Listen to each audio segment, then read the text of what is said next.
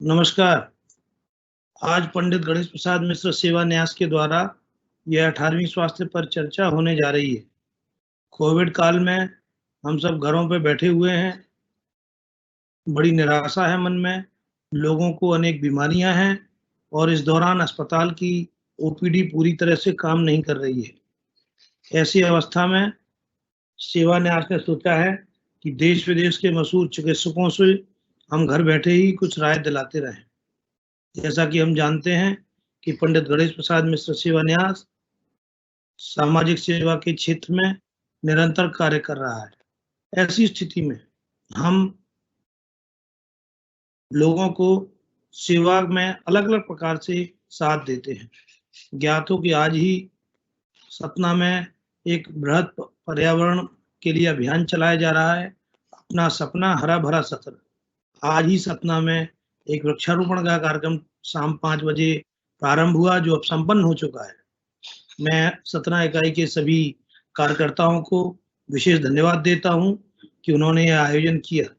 श्री कृष्णा पांडे, कामता श्यामू गुप्ता जी, अभिनवदाव त्रिपाठी रंजन के सहयोग सौजन्य से आज मध्य प्रदेश भारतीय जनता पार्टी के उपाध्यक्ष श्रीमान योगेश ताम्रकार जी, जिलाध्यक्ष श्री नरेंद्र त्रिपाठी जी, जिले के वरिष्ठ उपाध्यक्ष श्री अशोक गुप्ता जी, श्रीमान विजय तिवारी जी जैसे अनेक कार्यकर्ता इस वृक्षारोपण कार्यक्रम में रहे।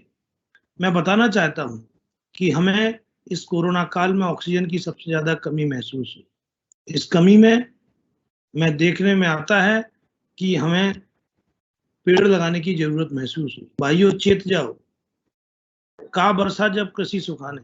आज जब स्थितियाँ अच्छी हैं, बरसात सामने आ रही है, तो हम सबको संकल्प करना चाहिए कि हम पेड़ अवश्य लगाएँ और इन पेड़ों की रक्षा करें। मेरे पूज्य पिताजी पंडित गणेश प्रसाद जी कहते थे कि पेड़ लगाना है तो बच्चे की तरह पालना होगा। ऐसा नहीं कि पेड़ को रोप दिया और भूल गए। पेड़ को रोपा तो उसको अंत में जैसे बच्चे की हम रक्षा करते हैं वैसे रक्षा करना। आज हमारे साथ दिल्ली के बहुत ही ख्यातिलब्ध डॉक्टर राजेश जैन जी इस पर चर्चा में जुड़ेंगे। मैं अपने सभी दर्शकों से अनुरोध करता हूँ, शीघ्र ही वो अपने सब काम निपटा के लिंक पे जाएँ और अपने मित्रों को भी याद कराएँ, क्योंकि हमको भूलने की आदत बहुत रहती है और यदि भूल गए तो कई लोग इस चर्चा में चूक गए। इसलिए भूल-चूक ना हो। अपने प्रश्न भी हमें लिख के भेजें। अभी तक हमारे पास 150 तक प्रश्न आ चुके हैं। श्रीमान दीपन वर्मा ने तो 4-5 प्रश्न लिखे हैं। श्री राम रिछारिया हैं, विवेक स्वरूप श्रीवास्तव हैं प्रयागराज से, श्रीमान सुवेद रिछारिया जी हैं सतना से, कामता पांडे जी सतना से, हमारे डॉक्टर प्रभाशंकर शुक्ला जी पंतनगर विश्वविद्यालय में प्रोफेसर हैं, वो भी हमारे साथ जुड़े हैं।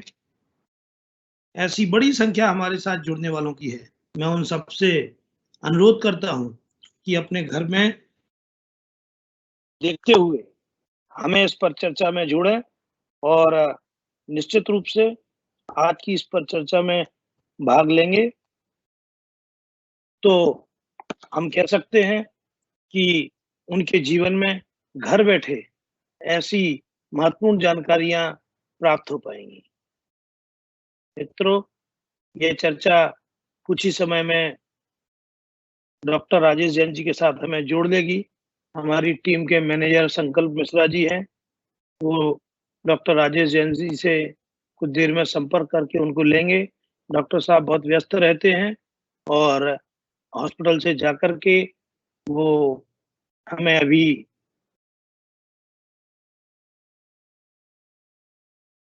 जोड़ेंगे। हमें जो सवाल मिले हैं, उन सवालों को मैं उनके सामने रखेगा। डॉक्टर साहब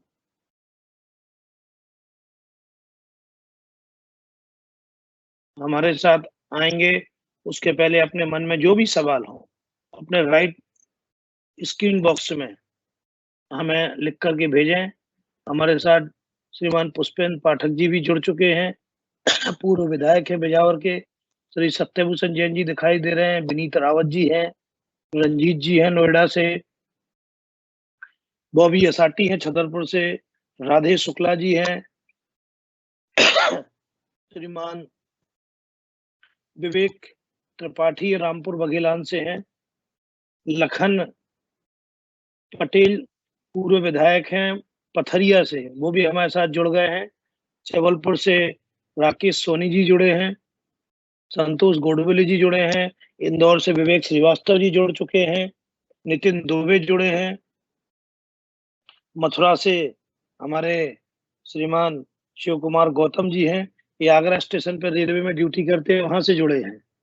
प्रवीण दुबे जी जुड़े हैं धवररा से। श्रीराम रिछादिया जुड़े हैं। नरेश वर्मा जी जुड़े हैं। विनायक श्रीवास्तव, कमलेश सिंह महोबा से। श्रीमान गौर साहब केंद्रीय विद्यालय के शिक्षक हैं, वो भी हमारे साथ जुड़े हैं। बहुत बड़ी संख्या में शिक्षक, प्रोफेशनल्स, ये सब हमारी परिचर्चा में जुड़ते हैं। मैं अनुरोध करता हूं कि परिवार के साथ इस चर्चा में देखते हुए अपनी फोटो डालें। मेरी फोटो स्क्रीन की डालने की कोई फायदा नहीं है। आप पूरी चर्चा सुनते हुए अपने परिवार के साथ इसको डालेंगे तो निश्चित रूप से बहुत अच्छा होगा। आज इस पर चर्चा है, अभिनंदन है। मैं अपने सभी मित्रों से कहता हूं कि वो अपने जो लोग भूल गए हों उनको भी जोड़ लें, कोई रह ना जाए, कोई छूट ना जाए, यही हमारा भाव रहना चाहिए।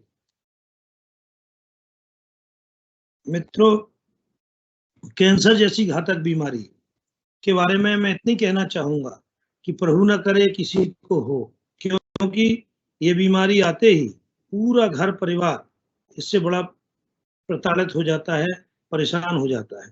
और दूसरे शब्दों में यदि हम कहें तो कैंसर पूरी तरह बर्बाद करती है। दोस्तों, मेरा कहना है कि यदि आप तंबाकू खाते हैं, अपने नजदीकी व्यक्ति कोई तंबाकू खाता है तो उसको जरूर रोकें, क्योंकि तंबाकू कैंसर का सबसे बड़ा कारण होता है।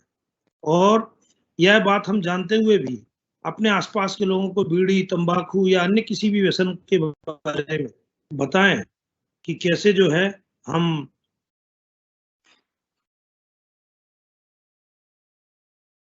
इन उपायों से बच सकते हैं। क्योंकि कैंसर कई प्रकार का होता है। किसी को पेट का कैंसर है, किसी को मुंह का कैंसर है, किसी को लंग्स में कैंसर है। ऐसे बहुत सारे लोगों के मन में सवाल रहते हैं। आज डॉक्टर राजेश जैन जी बहुत ही मेधावी हैं। 22 वर्षों से उनका अनुभव है कैंसर के क्षेत्र में, और कैंसर कितने प्रकार का होता है जब उन्होंने उनका परिचय पढ़ा, आप सबको भी मैंने ग्रुप में भेजा, तब ध्यान में आया कि कैंसर तो इतनी प्रकार का कैंसर हो सकता है। तो आज उन सब बातों का संक्षेप में डॉक्टर राजेश जैन जी ठीक 7 बजे हमारे साथ जुड़ेंगे। मैं उनसे अनुरोध करूंगा कि वो हम सबको संबोधित करेंगे। संकल्प मिश्रा जी डॉक्टर साहब को जोड़ने के लिए तैयारी करें। 6:45 हुए हैं और आप सब बुंदेलखंड स्वास्थ्य परिचर्चा ग्रुप में विनीत जी सबको फोटो डालते जाएं। एक फोटो इधर की लेकर के ग्रुप में डालें, जिससे लोग भी ग्रुप में एक्टिव होकर के समझ जाएं कि चर्चा प्रारंभ हो गई है और इस चर्चा में उनको भी जुड़ना है। मेरठ से विनीत शारदा जी जुड़ गए हैं। आकाश कुमार जी जुड़े हैं हमारे फैजाबाद से। प्रदीप तिवारी जी जुड़े हैं छतरपुर से। भोपाल से हमारे डॉक्टर प्रदीप जी जुड़े हैं। डॉक्टर प्रदीप जी, आपका स्वागत है। डॉक्टर आलोक हेमल जी हर समय हमारे कार्यक्रमों में रहते हैं, उनका भी हृदय से स्वागत है, अभिनंदन है। डॉक्टर हेमल जी, डॉक्टर राकेश वर्मा जी, मैं देख रहा हूँ बहुत लंबी लिस्ट हमारी होती जा रही है जो लोग जुड़े हैं। हमारे जानवी त्रिपाठी जुड़ी हैं झालावाड़ से, इस समय झालावाड़ में। आज इस पर चर्चा में प्रवीण नायक जी जुड़े हैं ग्रेटर नोएडा से। राकेश वर्मा जी जुड़े हैं। आनंद मोहन भटनागर जी लखनऊ से हैं, हृदय से स्वागत है भटनागर जी आपका। योगपाल श्रीवास्तव जी हैं, अतुल अवस्थी जी हैं, शैलेंद्र द्विवेदी जी हैं। आज की इस पर चर्चा में हमारे साथ महामंडलेश्वर जी भी एक जुड़े हुए हैं। योगेश मोहन गुप्ता जी हैं मेरठ से, वो भी हमारे साथ जुड़े हैं। मैं उनका हृदय से स्वागत करता हूँ। सुदीप पांडे जी भी हमारे साथ जुड़ गए हैं। बुंदेलखंड स्वास्थ्य परिचर्चा में आप सबके सवालों का और जवाबों का हृदय से स्वागत है, अभिनंदन है। मेरा निवेदन है कि आप सब अपने प्रश्न भेजें। इसमें प्रश्न भेजने के लिए थोड़ी रोक की थी, क्योंकि लोग बहुत सारे उत्तर भेजते रहते थे। अभी यह सभी पार्टिसिपेंट के लिए ग्रुप खोल दिया गया है, सभी लोग इसमें भेज सकते हैं। आज की यह परिचर्चा हमारे बुंदेलखंड क्षेत्र में तंबाकू के कारण, बीड़ी पीने के कारण कैंसर की समस्या बहुत बढ़ रही है। उस समस्या के समाधान और निदान के लिए हमने यह परिचर्चा प्रारंभ की है। आप सबसे अनुरोध है कि परिचर्चा में ज़्यादा से ज़्यादा लोगों को जोड़ें और उनको बताएं कि किस प्रकार से कैंसर की महामारी से बचने के लिए हम जागरूक होंगे, तभी हमारा काम हो सकेगा। मित्रों, डॉक्टर राजेश जैन जी असम के सिलचर से पढ़े हुए हैं, वहीं उनकी एमबीबीएस हुई, एमडी हुई, बाद में मेडिकल डीएनबी सर्जिकल ऑन्कोलॉजी में उन्होंने किया है और 22 सालों से वो दिल्ली के अलग-अलग हॉस्पिटल से जुड़े रहे। वर्तमान में हमारे एक्शन कैंसर हॉस्पिटल में वो एक्शन कैंसर अस्पताल ही उसका नाम है, केवल बालाजी हॉस्पिटल उनके दूसरे विभागों का है, एक केवल कैंसर का हॉस्पिटल का नाम वो है। आज हमारे साथ जुड़ेंगे डॉक्टर राजेश जैन जी की अनेक विशेषताएं हैं। अभी वो बड़ी सरल भाषा में हमको व्याख्या करेंगे। मैं एक और बात बताऊं कि उनसे जब भी बात होती है, बड़े सरल हैं, सहज हैं, लोगों की मदद करते हैं, गरीबों को मुफ्त की सलाह देते हैं। सतना से हमारे श्रीमान कमलेश पटेल जी जुड़ गए हैं।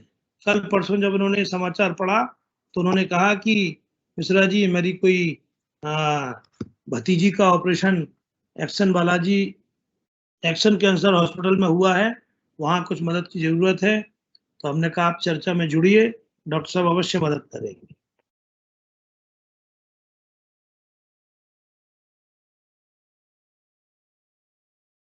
हमारे साथ आज चर्चा में डॉक्टर साहब जुड़ेंगे।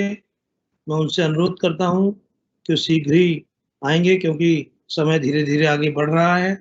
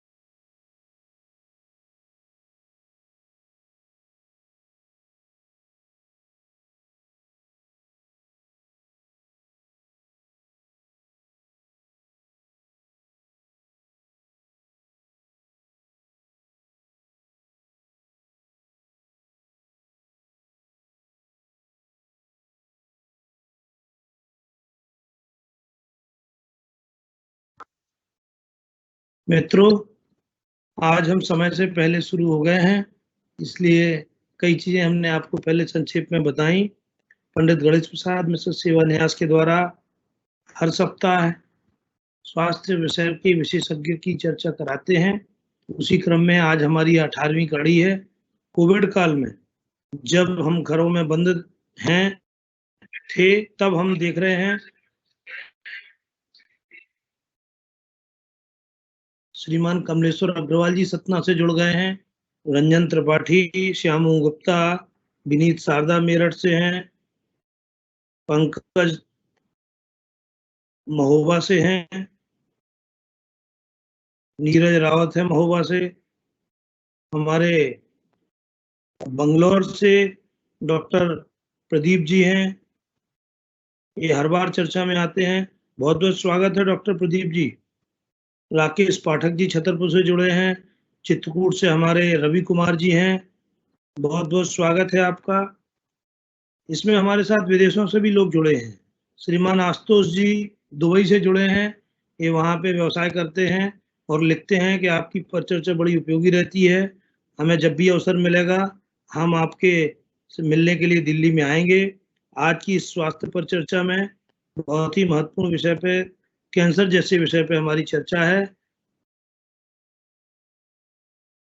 कैंसर इतनी खतरनाक बीमारी है कि जिसको होती है उसको तकलीफ होती है और पूरा घर का घर परेशान होता है।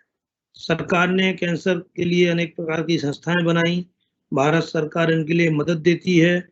फिर भी यदि हम ऐसा कहें कि कैंसर से कैसे बचा जा सकता है, तो प्रथम दृष्टया उपाय यही लगता है कि यदि हम बीड़ी, सिगरेट, शराब इन व्यसनों से बचेंगे तो हम निश्चित रूप से कह सकते हैं कि कैंसर हमारे नजदीक नहीं आ सकता। फिर भी हमारे एक दर्शक प्रश्न पूछ रहे हैं और पंकज मिश्रा उज्जैन से कह रहे हैं वीडियो और content from video preview is not available. Pankaj Mishra ji हमारे साथ उज्जैन से दिखाई दे रहे हैं, वो बड़े और नीचे छोटा एक, जो बड़ा है उसमें क्यू है, एक में लाइव इवेंट है, एक में यू स्पीकर लिखा हुआ है।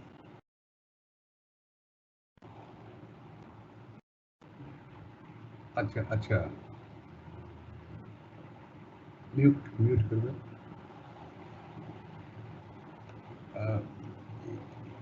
म्यूट करो।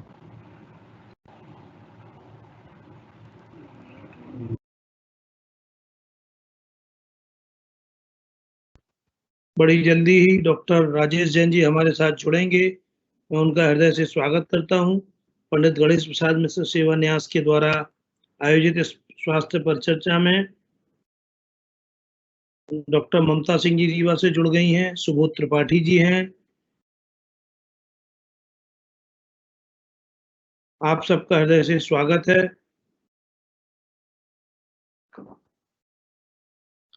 आप अपने इष्ट मित्रों को भी यह लिंक भेज करके परिचर्चा में जोड़ सकते हैं।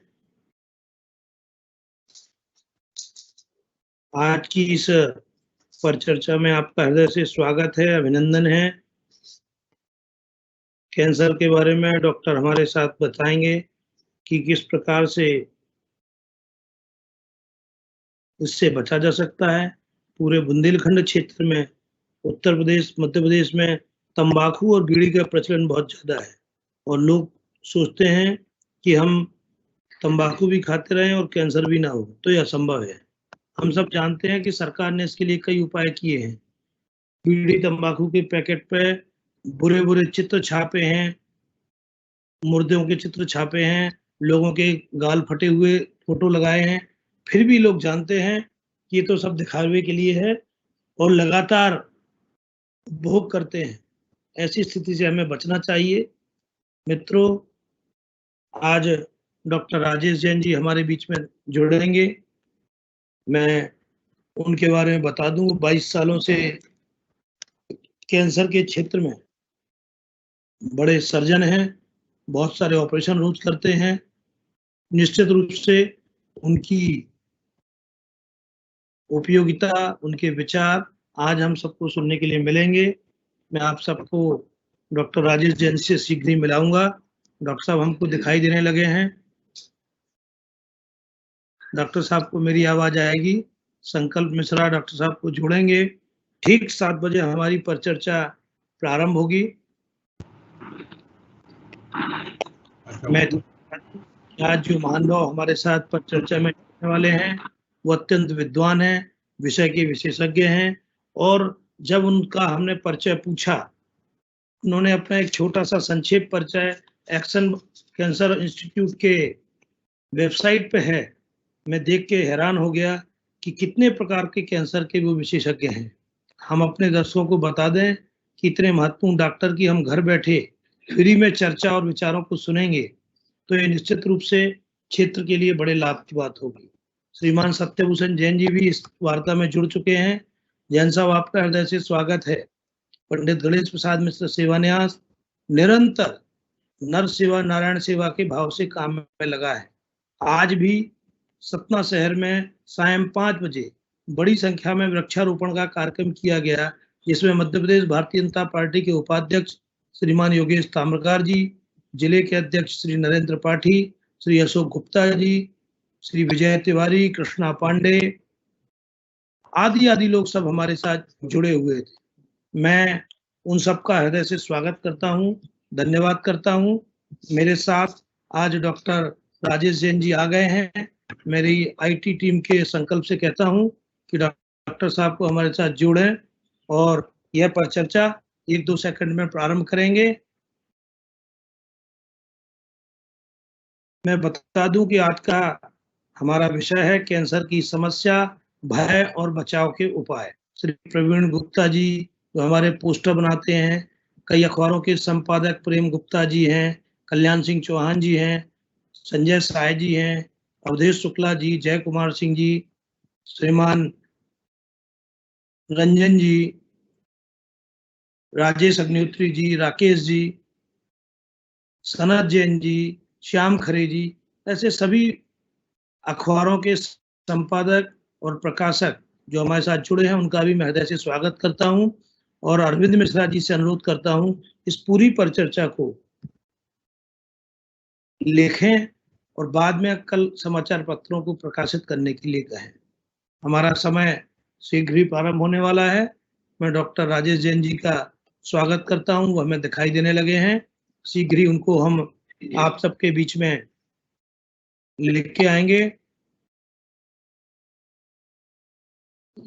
आज की यह परिचर्चा हमारे लिए बहुत उपयोगी है क्योंकि कोविड महामारी के समय पे हम घरों में बंद हैं।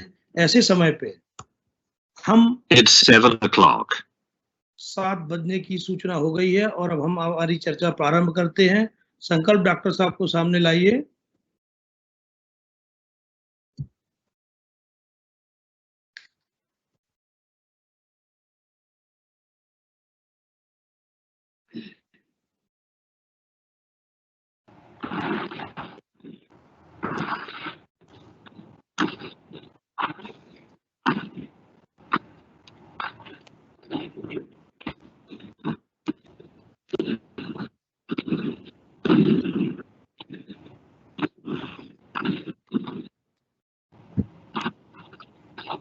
मेरी आवाज आ रही है? जी डॉक्टर साहब नमस्कार। नमस्कार। आपकी आवाज आ रही है, आपका चित्र लाइव सबके बीच में जाए। हाँ, उसमें कुछ टेक्निकल डिफिकल्टी आ रही है, शायद चित्र नहीं आ रहा है। हाँ, वो कर रहे हैं। हाँ, नेटवर्क की पर्याप्त उपलब्धता चाहिए रहती है और हम सब जानते हैं कि आज तो इतनी बढ़िया हो गई है। प्रधानमंत्री नरेंद्र मोदी जी कहते हैं चुनौतियों को अवसर में बदलना। डॉक्टर राजेश जैन जी को सुनने के लिए संपूर्ण देश के लोग इसमें जुड़े हुए हैं। कोई चेन्नई से भी प्रश्न पूछ रहा है तो कोई सुदूर देहात उत्तर प्रदेश के चित्रकूट करवी से भी सवाल पूछ रहे हैं। मैं उन सभी दर्शकों का हृदय से स्वागत करता हूँ। डॉक्टर साहब संकल्प आपको कुछ बोल रहा है, शायद जोड़ रहा है।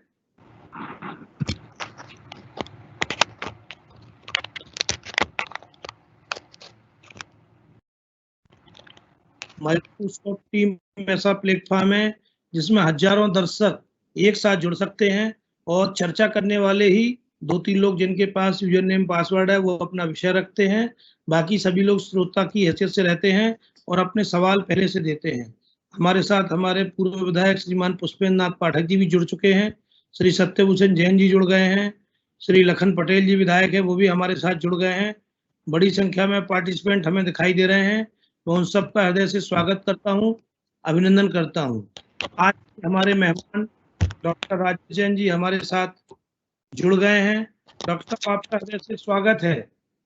नमस्कार। आप हमारी आवाज सुन पा रहे हैं? हाँ, मैं सुन पा रहा हूँ जी। आपका दृश्य लोगों तक नहीं पहुंच रहा है, वो थोड़ा कुछ कर रहे हैं।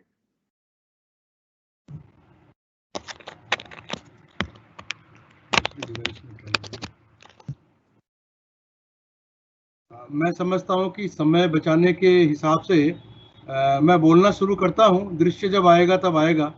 जी, एक सेकंड में केवल इतनी बात बता दूं कि आज हमारे बीच में डॉक्टर राजेश जैन जी हैं। सभी ग्रुपों में इनका परिचय हमने भेजा था।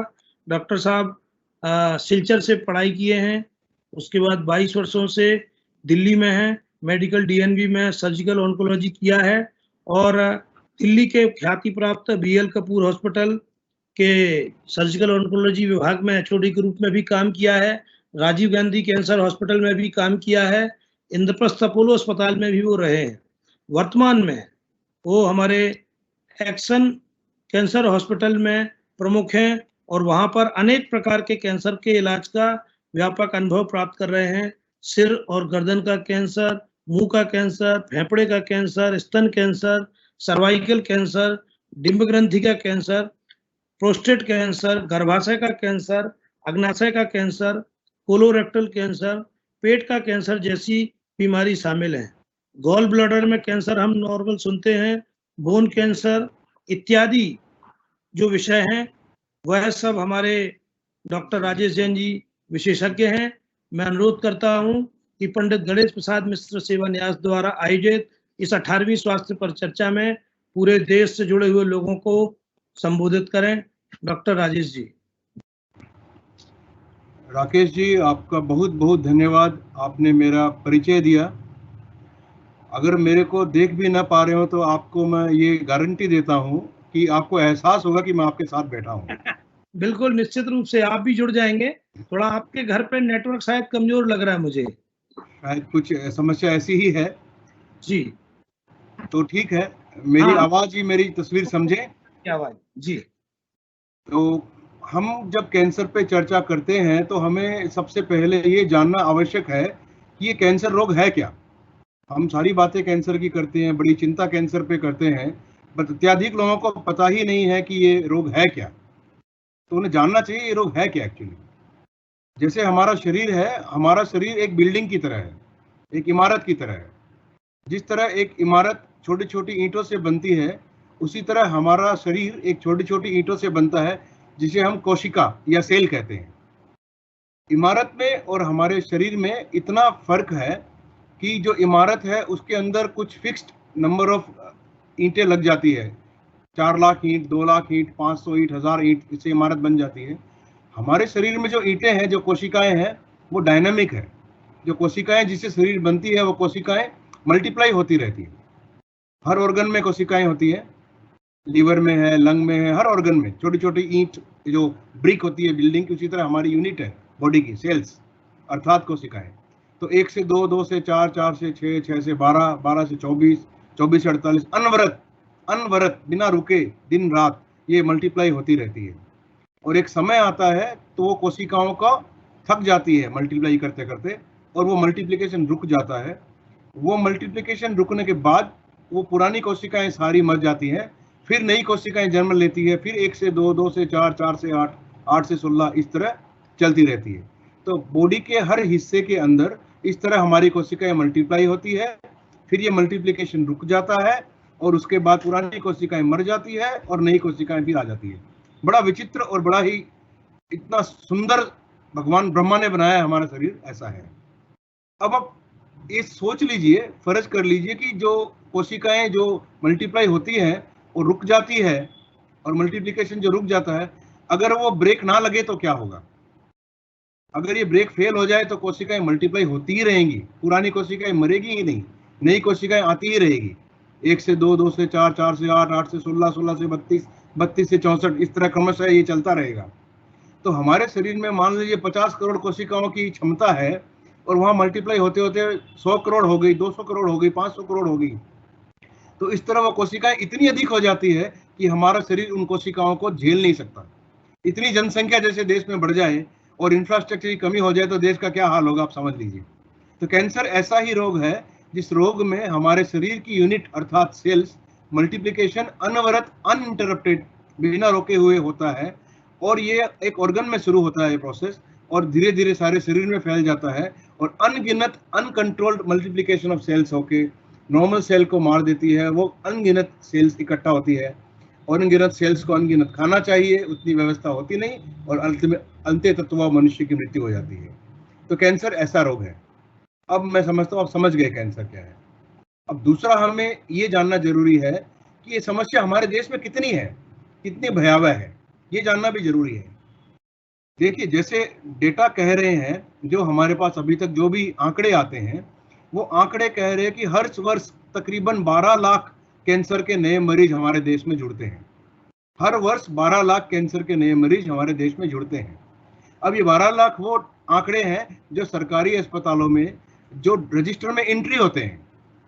इतने बड़े विशाल देश में, 130 करोड़ की जनसंख्या के देश में, मुझे लगता है ये आंकड़ा एक टिप ऑफ आइसबर्ग है। सचमुच में कैंसर के जो लोग ट्रीटमेंट नहीं कराते, या डॉक्टर के पास नहीं जाते, अस्पताल नहीं जाते, या सरकारी आंकड़ों में एंट्री नहीं करते, उनके तो आंकड़े इसमें आते ही नहीं। तो एक अनऑफिशियल डेटा के हिसाब से हम कह सकते हैं कि तकरीबन 17, 18, 20 लाख कैंसर के नए मरीज हर साल ऐड होते हैं, जुड़ते हैं, और किसी भी वक्त तकरीबन 30-35 लाख कैंसर के पेशेंट इस देश में मौजूद हैं। इतनी भयावह इस देश की समस्या है। इसके बाद हमें यह जानना है कि कौन से कैंसर हमारे देश में कॉमन है। अगर हम महिलाओं की बात करें तो महिलाओं के अंदर, जैसे अर्बन महिलाएं हैं जो शहरी क्षेत्रों में रहती हैं, उनमें स्तन का कैंसर बहुत कॉमन है, ब्रेस्ट कैंसर। और जो महिलाएं विलेज में रहती है, या रूरल एरिया में, या ग्रामीण इलाकों में रहती है, उनमें गर्भाशय के मुंह का कैंसर, जिसे सर्वाइकल कैंसर कहते हैं, वो सबसे कॉमन है। इसी तरह पुरुषों की बात करें तो हमारे देश में गुटखा, पान पराग, पान मसाला और जर्दा की सेवन के कारण मुंह का कैंसर बहुत कॉमन है। मुंह का कैंसर अर्थात गाल का कैंसर, जबड़ों का कैंसर, जीभ का कैंसर, इसको हम मिला जुला के मुंह का कैंसर कहते हैं। ये बहुत कॉमन है। इसके अलावा लंग कैंसर, क्योंकि स्मोकिंग करते हैं लोग, टबाको सेवन करते हैं, तो लंग का कैंसर भी बहुत कॉमन है। तो इस तरह से ये कॉमन कैंसर। इसके अलावा हर सारे तरह के कैंसर हमारे देश में मौजूद है। अब इतना सब कुछ जान लेने के बाद हमें ये समझना पड़ेगा कि ये जो कैंसर है ये होता क्यों है। ये जो सेल्स मल्टीप्लिकेशन का ब्रेक है, ये फेल क्यों होता है? बैठे बैठे तो नहीं हो जाता। ये क्यों होता है? कैंसर होता क्यों है? हर किसी को तो नहीं होता। तो ऐसा मान के चले कि 100 अगर कैंसर होते हैं, जब लगभग उसमें 60 से 70% केसेस ऐसे होते हैं, 60 से 70% सिचुएशन में हमें पता होता है कि कैंसर क्यों होता है। तो अगर उस कारण का हम निवारण कर लें, अगर वो कारण हम ना करें, तो 60-70% कैंसर कम हो सकता है। 30%, 35% कैंसर ऐसे हैं जिनका कारण हमें पता नहीं है, जो हमारे कंट्रोल में नहीं है, तो उनको हम रोक नहीं सकते। लेकिन 65%, 70% ऐसे केसेस हैं जिनको हम रोक सकते हैं, जिनका कारण पता है। तो चलो जानते हैं क्या कारण है इस कैंसर होने के, ये ब्रेक फेल होने के कारण क्या है। सबसे प्रमुख, सबसे मुख्य और सबसे कॉमन कारण तंबाकू है। तंबाकू, ये जो तंबाकू है ये बहुत बड़ा राक्षस है। मूल तौर पे जो तंबाकू होता है उसके 2 फॉर्म होते हैं, 2 रूप होते हैं। एक हम कहते हैं धूम्र सहित तंबाकू, अर्थात स्मोक्ड टोबैको, जैसे बीड़ी है, सिगरेट है, हुक्का है, इस तरह की चीजें जिसमें धूम्रपान हम करते हैं। राजस्थान में लोग चिलम कहते हैं, कुछ लोग पैसे वाले सिगार यूज करते हैं। तो इस तरह से पाइप यूज करते हैं। तो ये बीड़ी सिगरेट वगैरह है, ये धूम्र सहित तंबाकू है। दूसरा तंबाकू जो बहुत हद तक आजकल कॉमन हो गया है, वो है धूम्र रहित तंबाकू, स्मोकलेस टोबैको। ये बहुत खतरनाक है। ये है मुंह में चबाने वाला तंबाकू। गुटखा, पान मसाला, सुरती, खैनी, सादा, अलग अलग प्रांतों में अलग अलग नाम से इसको जाना जाता है। तो ये तरह तंबाकू के दो रूप हैं। तो सबसे कॉमन कॉज टोबैको है, इसके दो रूप हैं, और इस टोबैको से मुंह का कैंसर, गले का कैंसर, स्टोमक का कैंसर, यूट्रस का कैंसर, यूरिनरी ब्लैडर का कैंसर, लंग के कैंसर, इसोफेगस के कैंसर अर्थात फूड पाइप के कैंसर, इस सारे कैंसर में डायरेक्टली और इनडायरेक्टली टोबैको का रोल है। अब दूसरा कारण क्या है कैंसर का टोबैको के बाद? दूसरा कारण उसका है अल्कोहल अर्थात मदिरापान। मदिरापान के भी अलग अलग रूप है, क्योंकि राक्षस है, कई रूप होंगे, भस्मासुर होगा, दुर्गासुर होगा, अस्मासुर होगा। तो विस्की है, फिर कोई रम कहते हैं, कोई ब्रांडी कहता है, वोडका कहते हैं। तो ये सब अल्कोहल भी तंबाकू कैंसर का दूसरा कॉमन कारण है। अब अल्कोहल जो है अर्थात जो मदिरापान है वो लिवर का कैंसर करता है, स्टोमक का कैंसर करता है, ब्रेस्ट कैंसर भी करता है, यूट्रस का कैंसर भी करता है। और कोई आदमी स्मोकिंग करता है और साथ में अल्कोहल भी लेता है तो उसको कैंसर होने की संभावना कई गुना बढ़ जाती है। कहते हैं ना, एक टेररिस्ट दूसरे टेररिस्ट से मिल जाए तो बहुत बड़ा गैंग बन जाता है, वैसा है। तीसरा कारण जो कैंसर का है वो है इन्फेक्शन। कई बैक्टीरिया वायरस के इन्फेक्शन से भी कैंसर होता है, जैसे hepatitis B virus, hepatitis C virus, इससे जॉन्डिस होता है और ये लिवर का कैंसर भी करता है। ह्यूमन पेपिलोमा वायरस एक ऐसा वायरस है जो हम अपने गुप्तांगों में अगर सफाई मेंटेन नहीं करते तो ह्यूमन पेपिलोमा वायरस का इन्फेक्शन हमारे गुप्तांगों में हो सकता है। महिलाओं के गर्भाशय के मुंह का कैंसर, सर्वाइकल कैंसर इस वायरस से होता है, ह्यूमन पेपिलोमा वायरस। तो ये कारण है। तो इस कुछ हेलिकोबैक्टर पाइलोरी नाम का बैक्टीरिया होता है जो गंदा खाना खाने से होता है। साफ सुथरा खाना नहीं खाते, साफ सुथरा पानी नहीं पीते, उबाला हुआ या फिल्टर किया हुआ या पानी नहीं पीते, उसमें हेलिकोबैक्टर पाइलोरी इन्फेक्शन होता है, इससे स्टोमक का कैंसर होता है। तो तीसरा कारण मैंने आपको बताया, पहला टोबैको, दूसरा अल्कोहल और तीसरा इन्फेक्शन। चौथा और सबसे महत्वपूर्ण कारण लाइफस्टाइल। आजकल की लाइफस्टाइल क्या है? रामू पानी देना, रामू खाना देना, रिमोट से टीवी चलाना, रिमोट से पंखा चलाना, बेड से उठना नहीं। कोई आदमी नहीं चाहता मैं चलूं कुछ काम करूं, ऐसा नहीं है। कोई स्वयं सेवी नहीं है, हर परम आदमी परम सेवी है। तो कोई एक्सरसाइज नहीं करता, कोई काम नहीं करता, बैठा रहता है, वजन बढ़ता रहता है और वसायुक्त खाना खाता है। बच्चों में खासकर पिज्जा खाना है, बर्गर खाना है। तो इस तरह की जो चर्बी युक्त चीजें खाते हैं लोग, जो हमारी लाइफस्टाइल है, चलना फिरना नहीं है, फल और पत्तेदार सब्जियां नहीं खाना है, पिज्जा बर्गर खाना है, तो हमारा रहन सहन, हमारा चाल चलन, हमारा चरित्र, हमारा खान पान, ये आज कैंसर का एक प्रमुख कारण हो रहा है। एक और कारण है पेस्टिसाइड्स। पेस्टिसाइड्स यूज करते हैं हम, कीटाणुनाशक दवाएं खेती में, और वो दवाएं हम जब यूज करते हैं उससे गेहूं उगता है, चावल उगता है, और वो चावल के द्वारा, उस खाने के द्वारा कीटाणुनाशक हमारे शरीर में जाते हैं, पेस्टिसाइड। तो वो पेस्टिसाइड्स और केमिकल्स हमारे शरीर के लिए कैंसर कारक है। इसके अलावा बहुत सारे कारण हैं, बहुत सारे केमिकल्स हैं। कॉमन कारण मैंने आपको कैंसर के समझाए हैं, ये कैंसर के कारण है। अब आप लोग सबके मन में एक ये जरूर प्रश्न होगा कि अच्छा, कैंसर के कारण हम जान लिया, कैंसर हम जान लिए, अब हमें ये जानना चाहिए कि कैंसर के स्टेज क्या होते हैं। हर आदमी कहता है इसको पहली स्टेज का है, इसको पहली अवस्था का है, कोई कहता है दूसरी अवस्था का है, कोई कहता है तीसरी अवस्था का है, लेकिन जानता कोई नहीं। तो आज मैं समझता हूं इसके माध्यम से आप सब जान जाएंगे कि कैंसर के स्टेजेस क्या होते हैं। तो मैं एक सिंपल सा एग्जांपल ब्रेस्ट कैंसर का लेके आपके सामने चलता हूं, जिसमें हम समझ जाएंगे कैंसर की स्टेजेस क्या होती है। मूलतः कैंसर की 4 स्टेज होती है। पहली स्टेज, दूसरी स्टेज, तीसरी स्टेज और चौथी स्टेज। पहली स्टेज क्या है? जैसे मैं ब्रेस्ट कैंसर की बात करूं, स्तन कैंसर की, तो अगर स्तन में किसी को कैंसर की गांठ हो गई और वो गांठ 2 सेंटीमीटर या उससे हल्की है, तो उस गांठ को हम पहली स्टेज का कैंसर कहेंगे।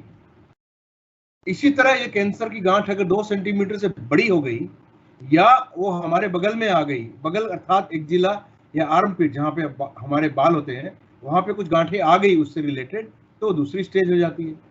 उसी तरह वो कैंसर अगर गांठ फूट जाती है उससे ब्लीडिंग होना शुरू हो जाए, घाव बन जाए, पस निकलने लगे, गल जाए पूरा ब्रेस्ट, गंदा घाव हो जाए, वो तीसरी स्टेज है।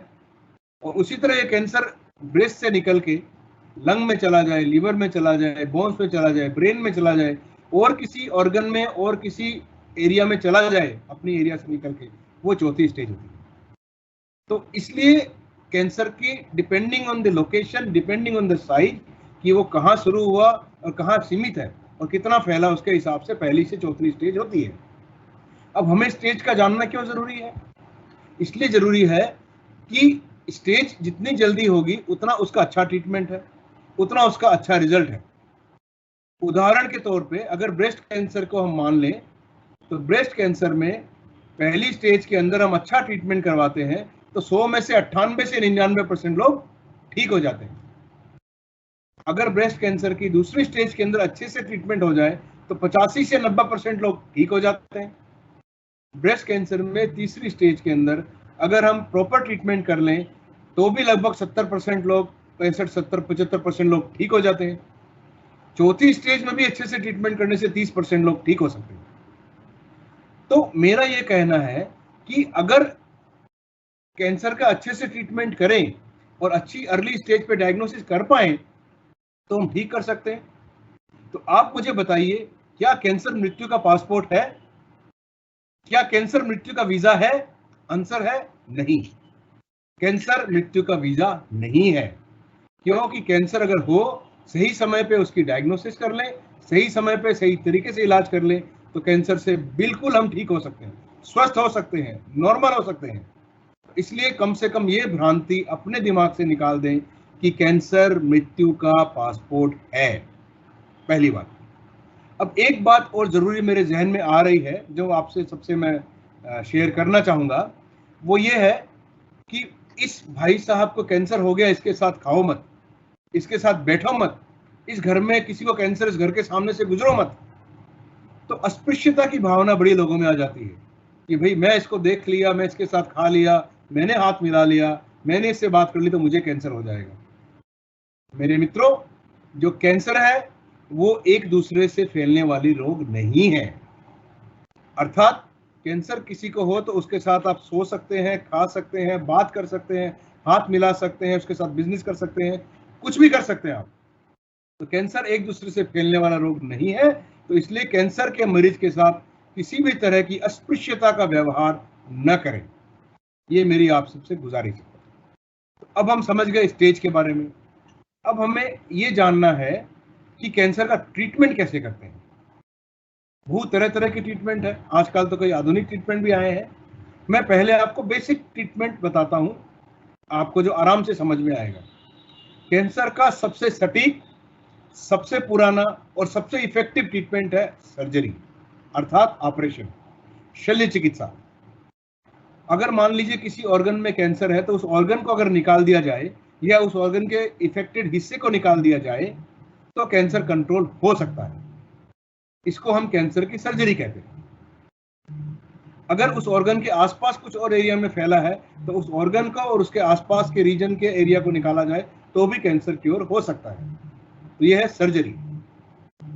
अब मैं आपको एग्जांपल देता हूं। मैं अभी आपसे वार्तालाप कर रहा हूं, आवाज निकल रही है, ये कहां से निकल रही है? मेरे वोकल कॉर्ड से निकल रही है, मेरे लेरिंग्स से निकल रही है। अगर मेरे को लेरिंग्स में कैंसर हो जाए और डॉक्टर मेरे लेरिंग्स निकाल दे तो मैं तो जिंदगी भर बोल नहीं पाऊंगा। तो क्या करें? तो एक दूसरी ट्रीटमेंट है जिसको कहते हैं रेडियोथेरापी, रेडिएशन ऑन्कोलॉजी, सिकाई। अब उसमें क्या है कि जो ऑर्गन है उस ऑर्गन को न निकाल के उस ऑर्गन को जला दिया जाता है किरणों के द्वारा, बीमारी को जला दिया जाता है सेक के द्वारा, उसको कहते हैं रेडिएशन। जैसे फॉर एग्जांपल वोकल कॉर्ड का कैंसर है तो वोकल कॉर्ड को निकालने से तो आदमी अपंग हो जाएगा, बोल नहीं पाएगा, तो उसमें हम रेडियोथेरापी दे देंगे। तो रेडियोथेरापी से वो कैंसर जल जाएगा, खत्म हो जाएगा और हमारी आवाज बची रहेगी। तो ये दूसरा ट्रीटमेंट है जिसको हम रेडियोथेरापी कहते हैं। तीसरा ट्रीटमेंट है, मान लीजिए हमारा कैंसर एक ऑर्गन से दूसरे ऑर्गन में पहुंच गया, दूसरे तीसरे में पहुंच गया, तब क्या करें? सारे ऑर्गन तो निकाल नहीं सकते, आदमी मर जाएगा। तो ये हम इस चीज के लिए हम जो ट्रीटमेंट करते हैं, दवाइयों से ट्रीटमेंट करते हैं, वो दवाई हमारे बॉडी में जाती है इंजेक्शंस के द्वारा और जाने के बाद बॉडी के हर एरिया में वो दवाई ट्रेवल करती है ब्लड सर्कुलेशन के द्वारा, और ट्रेवल करके वो हमें जहाँ जहाँ बॉडी में बीमारी है उनको मार देती है। उसको कहते हैं कीमोथेरेपी। तो सर्जरी, सिकाई अर्थात रेडियोथेरापी या कीमोथेरापी, जो कुछ टॉक्सिक जहरीली दवाइयाँ हम देते हैं कैंसर को मारने के लिए। अब ये समझ लें कि जो कीमोथेरापी देते हैं वो तो सारे शरीर में जाएगी, कैंसर सेल्स को मारेगी, लेकिन ये इतनी स्मार्ट नहीं है, ये साथ साथ नॉर्मल सेल को भी मार देती है। इसलिए हम कीमोथेरापी करते हैं तो बड़े साइड इफेक्ट होते हैं। हेयर्स की सेल को मारती है तो हम गंदे हो जाते हैं, हमारे अगर पेट की सेल्स को मारती है तो हमें डायरिया होता है, बोन मेरो की सेल को मारती है तो हमारे white cells, red cells, haemoglobin, platelet कम हो जाते हैं। तो इसके बड़े साइड इफेक्ट होते हैं। तो विज्ञान ने प्रगति करी तो ऐसा एक थेरापी, ऐसी दवाइयां आविष्कार करी कि भाई वो दवाई जाएगी और पहचान लेगी भाई यही टेररिस्ट है, इसी को मारना है, नॉर्मल आदमी को नहीं मारना है। तो उसको हम कहते हैं टारगेट थेरापी। और टारगेट थेरापी में ऐसी दवाइयां होती है, हम खाते हैं या इंजेक्शन लगाते हैं, वो बॉडी में जाएगी और पहचानेगी कौन कैंसर है, और जो जो कैंसर है उसको पहचानेगी, उस सेल को मारेगी और नॉर्मल सेल को छोड़ देगी। उसको कहते हैं हम टारगेट थेरापी। और आपको ये जान के खुशी भी होगी और आश्चर्य भी होगा, पिछले तकरीबन 5-7 वर्षों में हमारे देश ने और हमारी सरकार ने ऐसा काम किया है कि विश्व में सर्वाधिक टारगेट थेरापी का मैन्युफैक्चरिंग हमारे देश में होता है। हिंदुस्तान अव्वल है। कोई जमाने में ये दवाइयां ऐसी थी जो लाखों करोड़ों रुपए में हम बाहर से इंपोर्ट करते थे, आज हम एक्सपोर्ट कर रहे हैं। ये हमारे देश का सौभाग्य है। तो बड़ी प्रगति हुई है हमारे देश में। तो ये है अलग अलग तरह की थेरापीज। इसके अलावा इम्यूनोथेरापीज भी है, कुछ और थेरापी है, वो डिटेल में जानना मैं नहीं चाहूंगा। अब हमें आप ये प्रश्न पूछ सकते हैं कि भाई मैं एक नॉर्मल आदमी हूँ, अपना काम करता हूँ, खाता हूँ, पीता हूँ, दुकान में जाता हूँ, ऑफिस में जाता हूँ, मुझे कैसे पता चले कि मेरे अंदर कहीं कैंसर तो डेवलप नहीं हो रहा? मेरे को क्या सिम्टम हो, मेरे में क्या साइन हो, मेरे को क्या तकलीफ हो कि मैं डॉक्टर के पास जाऊँ, डॉक्टर साहब मुझे चेक करो कहीं मुझे कैंसर तो नहीं है।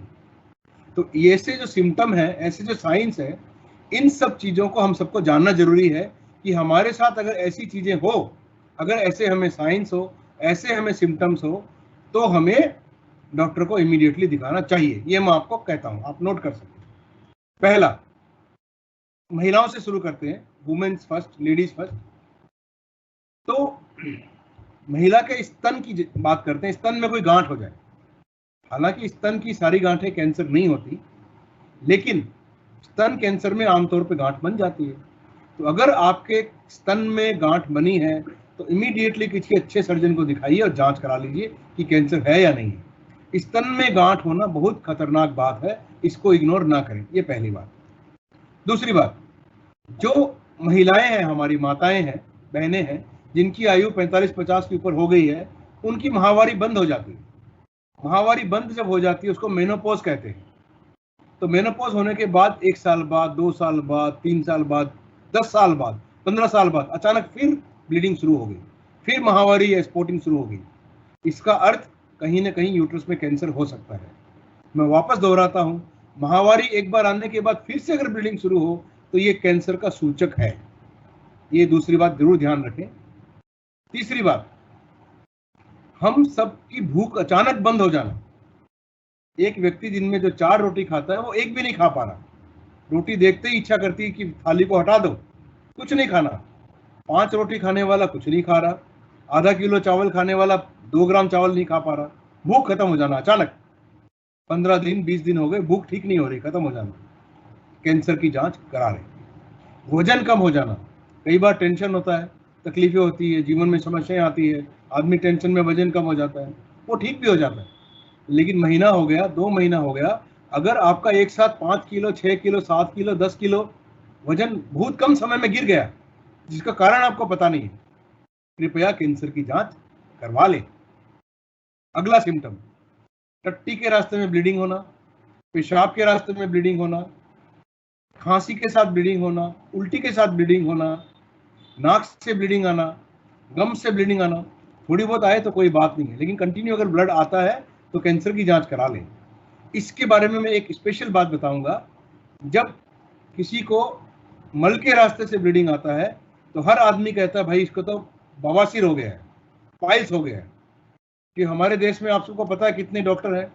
हमारे देश में 130 करोड़ डॉक्टर हैं, हर आदमी डॉक्टर है। तो वो ये कहेगा भाई साहब अच्छा ब्लड आया आपको तो पाइल्स हो गया जी, बवासीर हो गया, बंगाली डॉक्टर को दिखा लो, उसको दिखा लो जी, झाड़ा लगा लो। तो मल के रास्ते से जो ब्लड आता है उसको हम ये नहीं समझे कि वो बवासीर है, हो सकता है बवासीर हो, लेकिन आपके रेक्टम का वो कैंसर भी हो सकता है, इसलिए इसकी जरूर जांच करवा लें।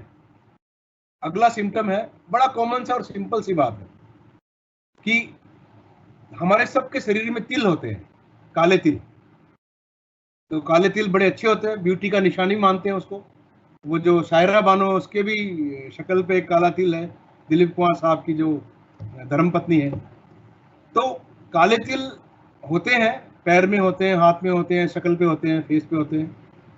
ये आमतौर पे स्किन कैंसर नहीं होते, लेकिन अगर वो काला तिल अचानक साइज में बढ़ने लगे, अगर उस काले तिल में खुजली आने लगे, अगर उस काले तिल में ब्लीडिंग होने लगे, उस काले तिल का रंग गहरा होने लगे, तो इसका मतलब है ये तिल स्किन कैंसर में कन्वर्ट हो रहा है, स्किन कैंसर में बदल रहा है। तो इमीडिएटली उसकी जांच करवा लें। अगला सिम्टम बुखार। बुखार तो आजकल होते ही हर आदमी कहता है कोरोना हो गया, पहले कहता था मलेरिया हो गया, टाइफाइड हो गया। आदमी देखते कहता हाँ जी मुझे पता है इसको टाइफाइड हो गई, इसको ये है जी, इसको वो है जी। बुखार होता है, कॉमन कारण वायरल फीवर है, मलेरिया, टाइफाइड, आजकल कोविड भी है। लेकिन कोई ऐसा बुखार जो 1 महीने से है, 2 महीने से है, दवाइयां बदल ली, टेस्ट करा लिए, डॉक्टर बदल लिए, अस्पताल बदल लिए, पैथी बदल ली, होम्योपैथी से एलोपैथी में आ गए, एलोपैथी से आयुर्वेद में आ गए, लेकिन बुखार नहीं छूटा। तो अगर ऐसा कुछ होता है तो कैंसर की जांच अवश्य करवा लें। तो ये मैंने कुछ ऐसे सिम्टम्स बताए। और एक नैगिंग कफ, किसी को कफ होता है, सिगरेट पीने वाले को थोड़ा बहुत कफ होता है, लेकिन किसी को ऐसी खांसी हो रही है जो खांसी हो ही रही है, खत्म ही नहीं होती है, 4 महीने 6 महीने हो गए, तो कम से कम कैंसर की जांच करवा लें।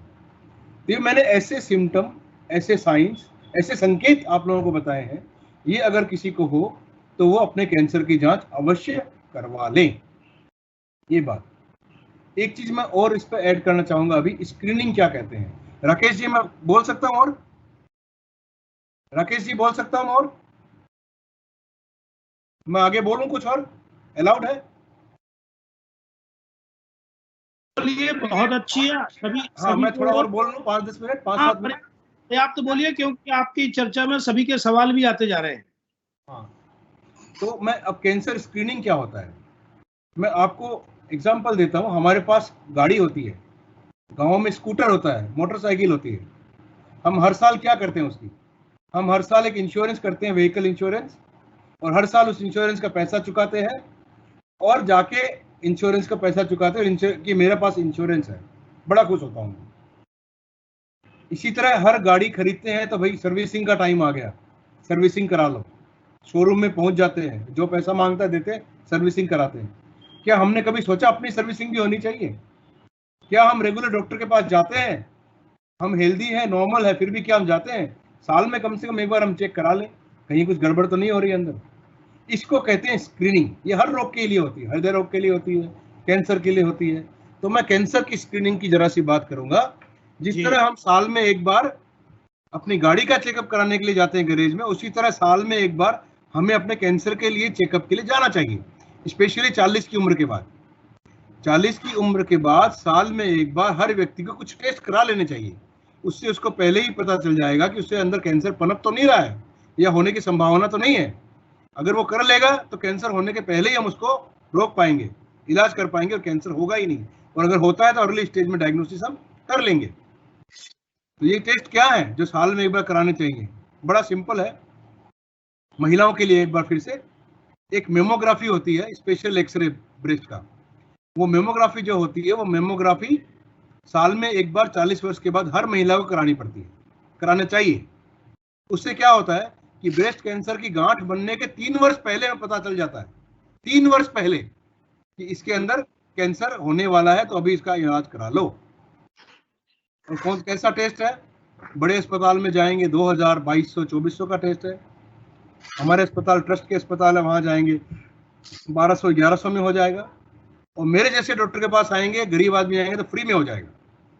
आप साल में एक बार अवश्य कराएं। हम भी बहुत कैंप लगाते हैं और कैंप में फ्री कैंसर चेकअप करते हैं, वहां भी आप लोग आ सकते हैं। इस तरह साल में एक बार मेमोग्राफी 40 वर्ष की आयु के बाद अवश्य कराना चाहिए। दूसरा टेस्ट बड़ा सिंपल है, उसको हम कहते हैं पेप स्मीयर। ये पेप स्मीयर क्या है? गर्भाशय के मुंह, जिसको हम सर्विक्स कहते हैं, सर्वाइकल कैंसर, उसका टेस्ट के लिए सिंपल सा 1 मिनट का टेस्ट है। हमारी जो लेडी डॉक्टर है वो गर्भाशय के मुंह से थोड़ा सा पानी लेती है और उसकी जांच करती है। आपको जान के आश्चर्य होगा कि अगर वो टेस्ट में हम ये डिटेक्ट कर सकते हैं कि इस महिला को आने वाले 8 साल के बाद कैंसर होने वाला है। 7-8 साल पहले पेप्स में से पता चल जाएगा कि भाई इसको कैंसर होने वाला है। सोचिए, और कैसा टेस्ट है? 1000 रुपये, 1200 रुपये का टेस्ट है। एक बार फिर मेरे पास आओ तो फ्री में, मुफ्त में वो टेस्ट कराओ। छोटा सा टेस्ट, आपको 8 साल पहले पता चल जाएगा कि आपको गर्भाशय का कैंसर होगा। कितनी सिंपल सी बात है। फिर भी भाइयों और बहनों, आपको ये जान के आश्चर्य होगा कि हर घंटे में, प्लीज मेरी इस बात को नोट करें, हर घंटे में सर्वाइकल कैंसर से हमारे देश में एक महिला मर रही है। गौर से सुनिए, हर घंटे में हमारे देश में सर्वाइकल कैंसर से महिला मर रही है। ऐसे कैंसर से जिस कैंसर में 500 रुपए के टेस्ट से हम 8 साल पहले बता सकते हैं कि ये कैंसर होगा या नहीं होगा, ऐसे कैंसर से हर घंटे एक महिला मर रही है। बड़े दुर्भाग्य की बात। मैं तो कहता हूं हमारी सरकार को ये पेप स्मीयर टेस्ट घर घर में जाके लेडीज का करना चाहिए, ताकि ये महिलाएं मरने से बचे। और मैं आग्रह करूंगा राकेश जी के कि सरकार से आग्रह करें कि ये स्क्रीनिंग का एक कैंपेन चलाया जाए इस देश में, ताकि ये हो जाए।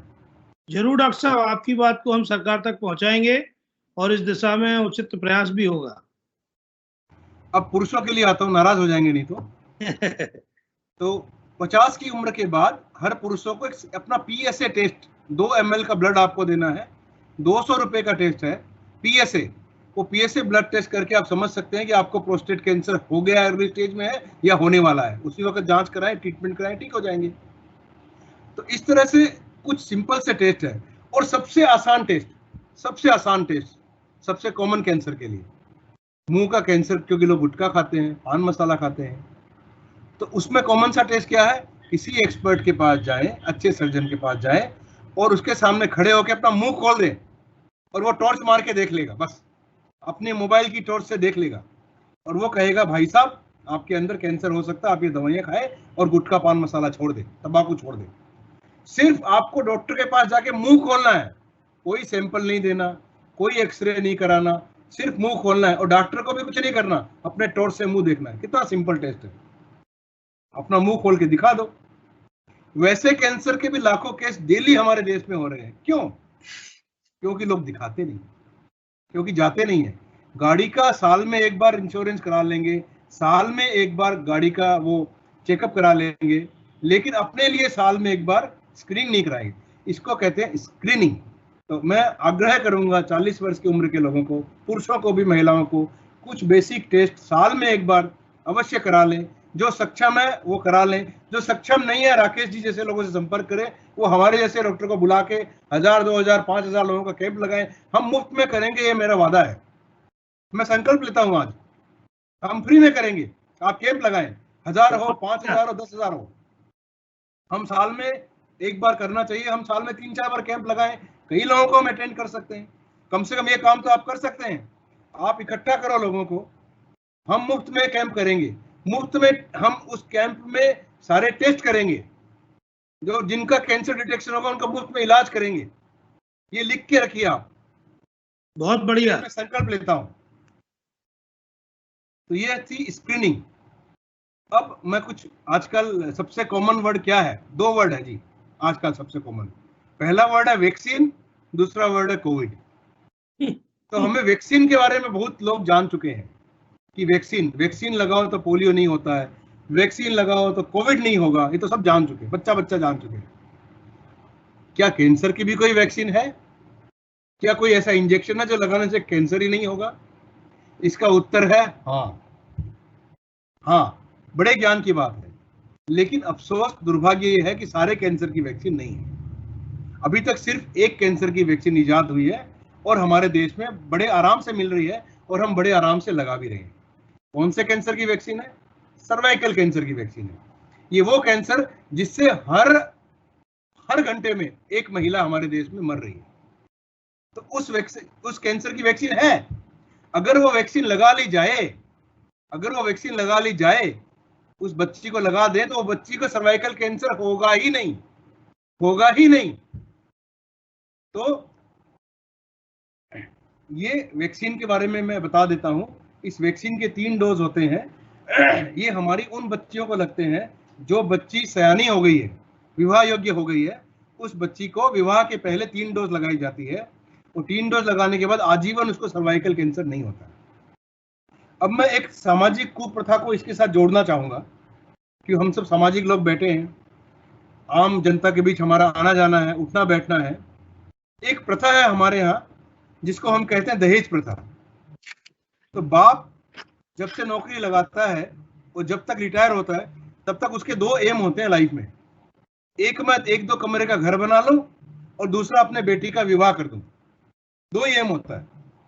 और उसके विवाह में उसको दहेज दे दूं। तो जिंदगियां लुट जाती है, मकान बिक जाते हैं दहेज का इकट्ठा करने में, लोन पे लोन चढ़ जाते हैं, लेकिन दहेज देना है। तो ये जो कुरीति है दहेज देने की, मैं आपको कहता हूं हम सबको दहेज देना चाहिए। बट हम कैसा दहेज दें, क्या दें दहेज में? बड़ा ध्यान से सुनिए राकेश जी, ये जो दहेज में हमें क्या देना चाहिए मैं बता रहा हूं आज बेटी को। जी, अपनी बेटी को ये वैक्सीन लगा दो, और अपने समधी को बोलो, समधी जी, अपने जवाई को बोलो, जवाई साहब, मैंने दहेज के रूप में बेटी को वैक्सीन लगा के दे दिया है, और ये गारंटी है कि इसको सर्वाइकल कैंसर नहीं होगा। बहुत बढ़िया। तो दुल्हन ही दहेज है और वैक्सीन ही दहेज है। धन्यवाद। तो ये प्रथा चालू करें। लोगों में जागरूकता बहुत जरूरी है, लोगों को पता होना चाहिए। जब पता ही नहीं तो लोग कैसे जाएंगे, कैसे लगाएंगे?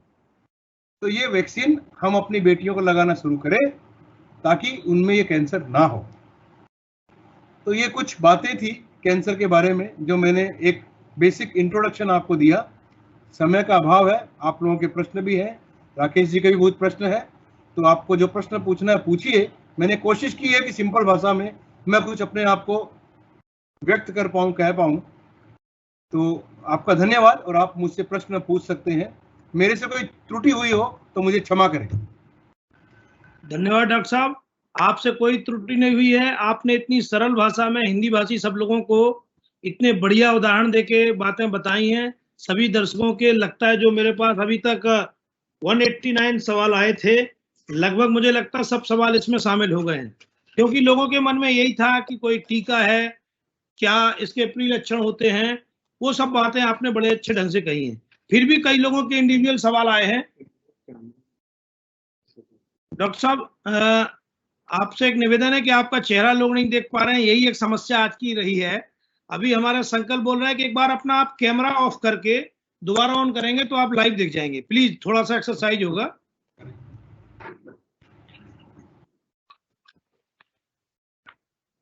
तुम बताओ फोन,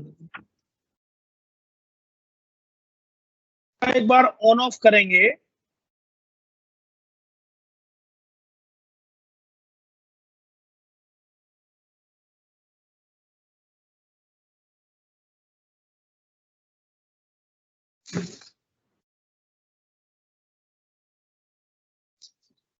हमारे बीच में डॉक्टर राजेश जैन जी ने बहुत अच्छा वक्तव्य दिया। बहुत सारे प्रश्नों के सवाल जवाब हम तक आ गए हैं, और अभी मैं उम्मीद करता हूं कि वो हमारे बीच में प्रत्यक्ष रूप से दिखेंगे। उन्होंने समय का महत्व बताते हुए अपनी परिचर्चा बिना कैमरे के शुरू की, उसमें सभी बातें शामिल हो गई हैं। कोशिश करता हूं कि उनका चेहरा भी हम सबके बीच में आ जाए। डॉक्टर साहब, आप सुन पा रहे हैं मेरी बात को?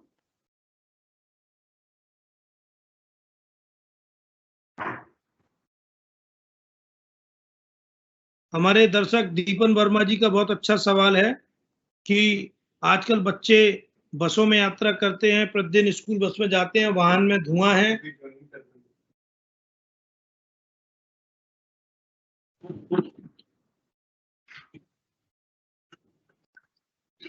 हाँ, मैं कोशिश करी वापस ज्वाइन करने की, लेकिन शायद अभी भी तस्वीर आ नहीं रही है। आ जाएगा, आ जाएगा। लगता है ईश्वर ने कहा है कि आप मेरा रूप लेके यहाँ बैठे हो, इसलिए आपको कोई देख नहीं पाएगा। लेकिन आप ईश्वर के रूप ही हैं, क्योंकि आपने इतनी अच्छी जानकारी बताई और आपने वायदा किया कि मैं लोगों को इकट्ठे करो, उनका इलाज करता हूँ, प्री टेस्ट करूंगा। तो ये कोई डॉक्टर भगवान का ही रूप होता है, मैं तो ऐसे मानता हूँ। आपने कोविड काल में भी इतने लोगों की सेवा की है, ये भी एक अपने आप में बहुत बड़ी उपलब्धि है।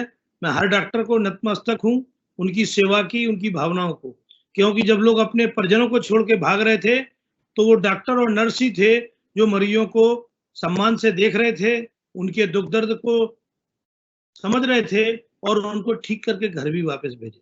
तो डॉक्टर साहब ऐसा मत कहिए, आप भगवान के रूप ही हैं। आपके जो भी प्रश्न आप पूछ सकते हैं। आपको सुनाई दे रहा है? ये हमारे हाँ, डॉक्टर मैं साहब सुनाई दे रहा है मुझे, कैमरा नहीं आया हाँ, लेकिन सुनाई दे रहा है मुझे, मैं उत्तर कर सकता हूँ। जी, एक हमारे दीपन वर्मा का सवाल है कि शहरों में आपने कहा कि धुओं से, बीड़ी से, स्मोकिंग से कैंसर होता है। तो इनका कहना है कि क्या बच्चे स्कूल वाहन में वाहनों के धुएं से, प्रदूषित हवा से या अन्य कारणों से पैसिव स्मोकिंग का शिकार हो रहे हैं? क्या इससे भी कैंसर हो सकता है क्या? बिल्कुल होता है। जी, ये जो जो एनवायरमेंटल पोल्यूशन जो होता है, जो वाहनों का धुआं है या फैक्ट्रीज का धुआं है, उन सब से भी क्योंकि केमिकल्स होता है और उससे भी कैंसर होता है, पूरे तौर पे होता है, बिल्कुल। और दूसरी बात, पैसिव स्मोकिंग के बारे में मैं बता दूं कि हमारे गांव में कुछ महिलाएं हैं जिनको काफी कॉमनली कैंसर होता है, लंग्स वगैरह का, और वो महिलाएं आके कहती हैं कि भाई हमें तो हमने कभी सिगरेट नहीं पी, बीड़ी नहीं पी, मुझे क्यों कैंसर हो गया। जब हम उनसे डिटेल में हिस्ट्री लेते पता चलता है कि उनके जो पतिदेव हैं वो सारा दिन उनके पास बैठ के बीड़ी पी रहे होते हैं। तो और कुछ पैसे वाले लोग तो फिल्टर वाले सिगरेट पीते हैं, विल्स फिल्टर नाम सुना होगा। तो फिल्टर पीते हैं, थोड़ा सा केमिकल शायद फिल्टर हो जाता है, लेकिन सामने वाला जो व्यक्ति है जो बैठा उसमें तो बेचारे के पास फिल्टर भी नहीं है। तो पैसिव स्मोकिंग से जो बगल में जो बैठा है उसको कैंसर होता है, उसको उतनी ही कैंसर होने की संभावना जितना जो बीड़ी पी रहा है उसको हो रहा है। तो ये बहुत खतरनाक चीज है। तो न पिए और न पीने दें, जैसे मोदी जी कहते हैं ना खाऊंगा ना खाने दूंगा, इस तरह ना बीड़ी पिए न सिगरेट पिए न पीने दें। धन्यवाद डॉक्टर साहब। डॉक्टर साहब, कई महिलाओं के प्रश्न हमारे पास में आए हैं जो आपने उनका समाधान भी कर दिया है कि ओवरी उनकी निकाल दी गई है, गर्भाशय में कैंसर था, रीवा से हमारी एक पुष्पा सिंह जी पूछ रही हैं, और बहुत सारे कॉम्प्लिकेशन इनके होते चले हैं। फरवरी 2021 में इनका GA125 16 आया वगैरह वगैरह, इनमें पर्सनल समस्या है। बट इनका कहना है कि अभी ये जो है आयुर्वेद की तरफ चली गई हैं और राजस्थान के कोई डॉक्टर इनका इलाज कर रहे हैं जिससे इनको आराम मिल रहा है। तो क्या कैंसर के बारे में आयुर्वेद की कोई दवाइयां हैं, या जिसको आपने कहा कि नीम हकीम लोग जो है दावा करते हैं ठीक कर देंगे, उसकी तरफ लोग, गांव के लोग चले जाते हैं महंगा इलाज होने के कारण? ये एक मैं कहूंगा कि पहली बात तो ये है कि जो आयुर्वेद है उसके अंदर हर बीमारी का इलाज है, ये मैं मानता हूँ जी, लेकिन आयुर्वेद की समस्या ये है कि आयुर्वेद का जो भी ट्रीटमेंट है उसके लिटरेचर उतने ज्यादा लिटरेचर सिस्टमेटिक तरीके से पब्लिश नहीं किए गए या उतना ज्ञान कोश नहीं है, जिसके कारण इसका सिस्टमेटिक तरीके से प्रचार भी नहीं हो पाया, न लोगों को पता है। और दूसरी बात यह है कि आयुर्वेद में किस कैंसर का इलाज है नहीं है, तो मैं इसके बारे में सक्षम नहीं हूं आंसर करने का, क्योंकि मेरी व्यथा नहीं है। लेकिन मैं आयुर्वेद के अगेंस्ट नहीं हूं, क्योंकि क्योंकि मैंने खुद अपनी प्रैक्टिस में देखा है कि कई लोगों को, बहुत कम लोग ऐसे देखे जिनको कुछ फायदा आयुर्वेद से हुआ है। लेकिन मैं एट द सेम टाइम ये कहूंगा कि आयुर्वेद से कैंसर ठीक हो जाता है, ऐसा है ऐसा मैं नहीं कहूंगा, क्योंकि इसके डेटा, इसका लिटरेचर, इसकी डिटेल जानकारी कहीं भी उपलब्ध नहीं है। दूसरी बात, महंगाई का बात है, जरूर कैंसर का ट्रीटमेंट महंगा होता है, कैंसर का ट्रीटमेंट महंगे होने की वजह से लोग आयुर्वेद की तरफ भी जाते हैं, ये भी एक समस्या है। तो ये एक पॉलिसी मैटर है कि किस तरह हम कैंसर के ट्रीटमेंट को सस्ता कर पाए। तो आप जैसे लोग, हमारे जैसे लोग, लाइक माइंडेड लोग जो सोसाइटी के बारे में थोड़ा सोचते हैं, हम मिल जाएं, शायद हम कैंसर का ट्रीटमेंट और सस्ता भी कर पाएंगे, और हम एक होलिस्टिक ट्रीटमेंट कर पाएंगे जिसमें एक एलोपैथ, आयुर्वेद, होम्योपैथ, योगा, हर चीज सम्मिलित होगा। तो पूरी टीम के साथ ट्रीटमेंट कर पाएंगे, ताकि हम एक दूसरे पे दोषारोपण न करके एक दूसरे की सहायता लेके करें, तो शायद हम और बेहतर और सस्ता इलाज कर पाए। धन्यवाद डॉक्टर साहब। आपने बहुत अच्छी बात बताई, क्योंकि बहुत सारे दर्शकों के यही सवाल थे। एक दर्शक मध्य प्रदेश से हैं, बॉबी असाटी, और इनका सवाल है कि इनके चाचा जी का 2015 में श्वास नली को निकाल के अलग कर दिया गया था, और अभी इस कोरोना काल में उनको सर्दी जुकाम वगैरह हुआ है, डर के मारे घर से नहीं निकल रहे हैं। उनकी डर के मारे वो दिल्ली दिखाने नहीं आ पा रहे हैं। उनको आगे ऐसी कौन सी सावधानी बरतना चाहिए कि कोई दिक्कत ना आए? हाँ, उनको सबसे पहले तो ये सावधानी बरतनी चाहिए कि वो बाहर ना निकले, पहली बात तो। क्योंकि कोरोना काल में अलग अलग जगह पे अलग अलग काफी, कहीं कम है कहीं ज्यादा है, बट कोरोना अभी गया नहीं है। तो कोरोना अगर ऐसे पेशेंट को हो गया तो उसका बचना नामुमकिन होगा, बाहर ना निकले। दूसरी बात यह है कि उनकी सांस नली जो निकाल दी गई है उसमें सक्शन अच्छे से करें, एक सक्शन मशीन घर पे रखें, उसे क्लीन करके रखें, और ठंडी चीजें बिल्कुल ना खाएं, फ्रिज की, रेफ्रिजरेटर की चीजें, जो भी चीजें खाने, काढ़ा पिए, गरम गरम चीजें लें, ताकि अंदर जो भी आपका सांस का रास्ता है वो रहे। और सबसे इंपॉर्टेंट चीज है स्टीम लेना है, दिन में 3 बार वो स्टीम ले, भाप का सेवन करें, स्टीम लेने से बहुत अच्छा है। और नेबुलाइजेशन अगर उनके पास व्यवस्था है तो 1-2 बार दिन में नेबुलाइजेशन भी ले सकते हैं, जिससे वो कम से कम सिक्योर्ड रहेंगे। धन्यवाद डॉक्टर साहब। हमारे बहुत सारे दर्शकों का कहना है कि आप इतने 22 सालों से इस प्रैक्टिस में हैं, आपने ऑन्कोलॉजी में बहुत सारे प्रकार के ऑपरेशन भी रोज करते हैं। क्या कैंसर के लिए सरकार के द्वारा कुछ सुविधाएं दी जाती हैं जिससे आम गरीब आदमी भी लाभान्वित हो सके, और उनका इलाज कहाँ-कहाँ ऐसे मुफ्त में या कम खर्चे में किया जा सकता है? देखिए, मैं कहता हूं कि एक वरदान हमें मिला है, वरदान कहूंगा इसको, आयुष्मान भारत योजना। जी। आयुष्मान भारत योजना, जिसमें एक परिवार को 5 लाख रुपए की धनराशि का ट्रीटमेंट मुफ्त होता है, प्रधानमंत्री जन स्वास्थ्य योजना जिसे कहते हैं। जी। अभी आपको आश्चर्य होगा कि दिल्ली की सरकार ने ये आयुष्मान योजना एक्सेप्ट नहीं करी है दिल्ली के लोगों के लिए। जी। बट मेरे जैसे व्यक्ति ने, हमारे अस्पताल में हमने आयुष्मान योजना लागू खुद कर दी है अपने लेवल पे। बहुत बढ़िया। तो हमारे पास, हमारा अस्पताल एक्शन कैंसर हॉस्पिटल पूरे दिल्ली में एक ऐसा अस्पताल है जहां पे राजस्थान, उत्तर प्रदेश, मध्य प्रदेश से लोग कैंसर का इलाज करने आयुष्मान स्कीम में आ रहे हैं। आपकी एक फिटकरी और एक हींग भी नहीं लगती, बहुत और बढ़िया। आपका इलाज पूरी तरह मुफ्त में होता है। मेरा नाम नोट कर ले, मेरी अस्पताल का नाम नोट कर ले, आयुष्मान योजना हमारे यहाँ है, अवेलेबल है। आप अपने आयुष्मान योजना का कार्ड बनाएं और खुशी खुशी आए। आपका बड़े सम्मान के साथ जो इलाज 15 लाख 20 लाख में होता है वो बिल्कुल मुफ्त में होगा। आपका स्वागत है। ये सबसे बड़ा, कैंसर के इलाज में मैं कह नहीं सकता कोई अस्पताल अफोर्ड कर पाएगा फ्री में इलाज करना, लेकिन कम से कम आयुष्मान योजना से जुड़े और जुड़ के उसके थ्रू आप फ्री में इलाज कर सकते हैं। इससे अच्छा और कोई कैंसर का अच्छे प्राइवेट अस्पताल में इलाज करने का साधन नहीं है। धन्यवाद डॉक्टर साहब। आज की परिचर्चा में जो सबसे महत्वपूर्ण विषय है वो यही है कि लोग डर के मारे, जो आपने कहा ना कि गाड़ी की तो ओवरहालिंग कराते हैं क्योंकि उस पर चढ़ना पड़ता है, अपने शरीर के लिए डॉक्टरों के पास तक नहीं पहुंच पाते हैं। तो आपने बहुत अच्छा कहा है कि यदि किसी को तकलीफ है तो आयुष्मान कार्ड में एक्शन कैंसर हॉस्पिटल पश्चिम बिहार नई दिल्ली में जाकर के अपना इलाज करा सकते हैं। मैं भी अपने सभी दर्शकों को कहना चाहता हूं, ये अस्पताल बहुत हेल्पफुल है। इसके पूरा management team, doctor, nurse, staff सभी लोग हेल्पफुल हैं। अपने दर्शकों को कहना चाहूंगा, और मैं बात भी हुई है, श्रीमान राज जी इनके मालिक हैं और हमारे मित्र भी हैं। उन्होंने कहा है कि सतना में जब भी कैंसर का परीक्षण वो लगे, डॉक्टर राजेश जैन जी को लेके चलेंगे और एक वहां पे कैंसर का एक फ्री चेकअप कैंप लागू करेंगे।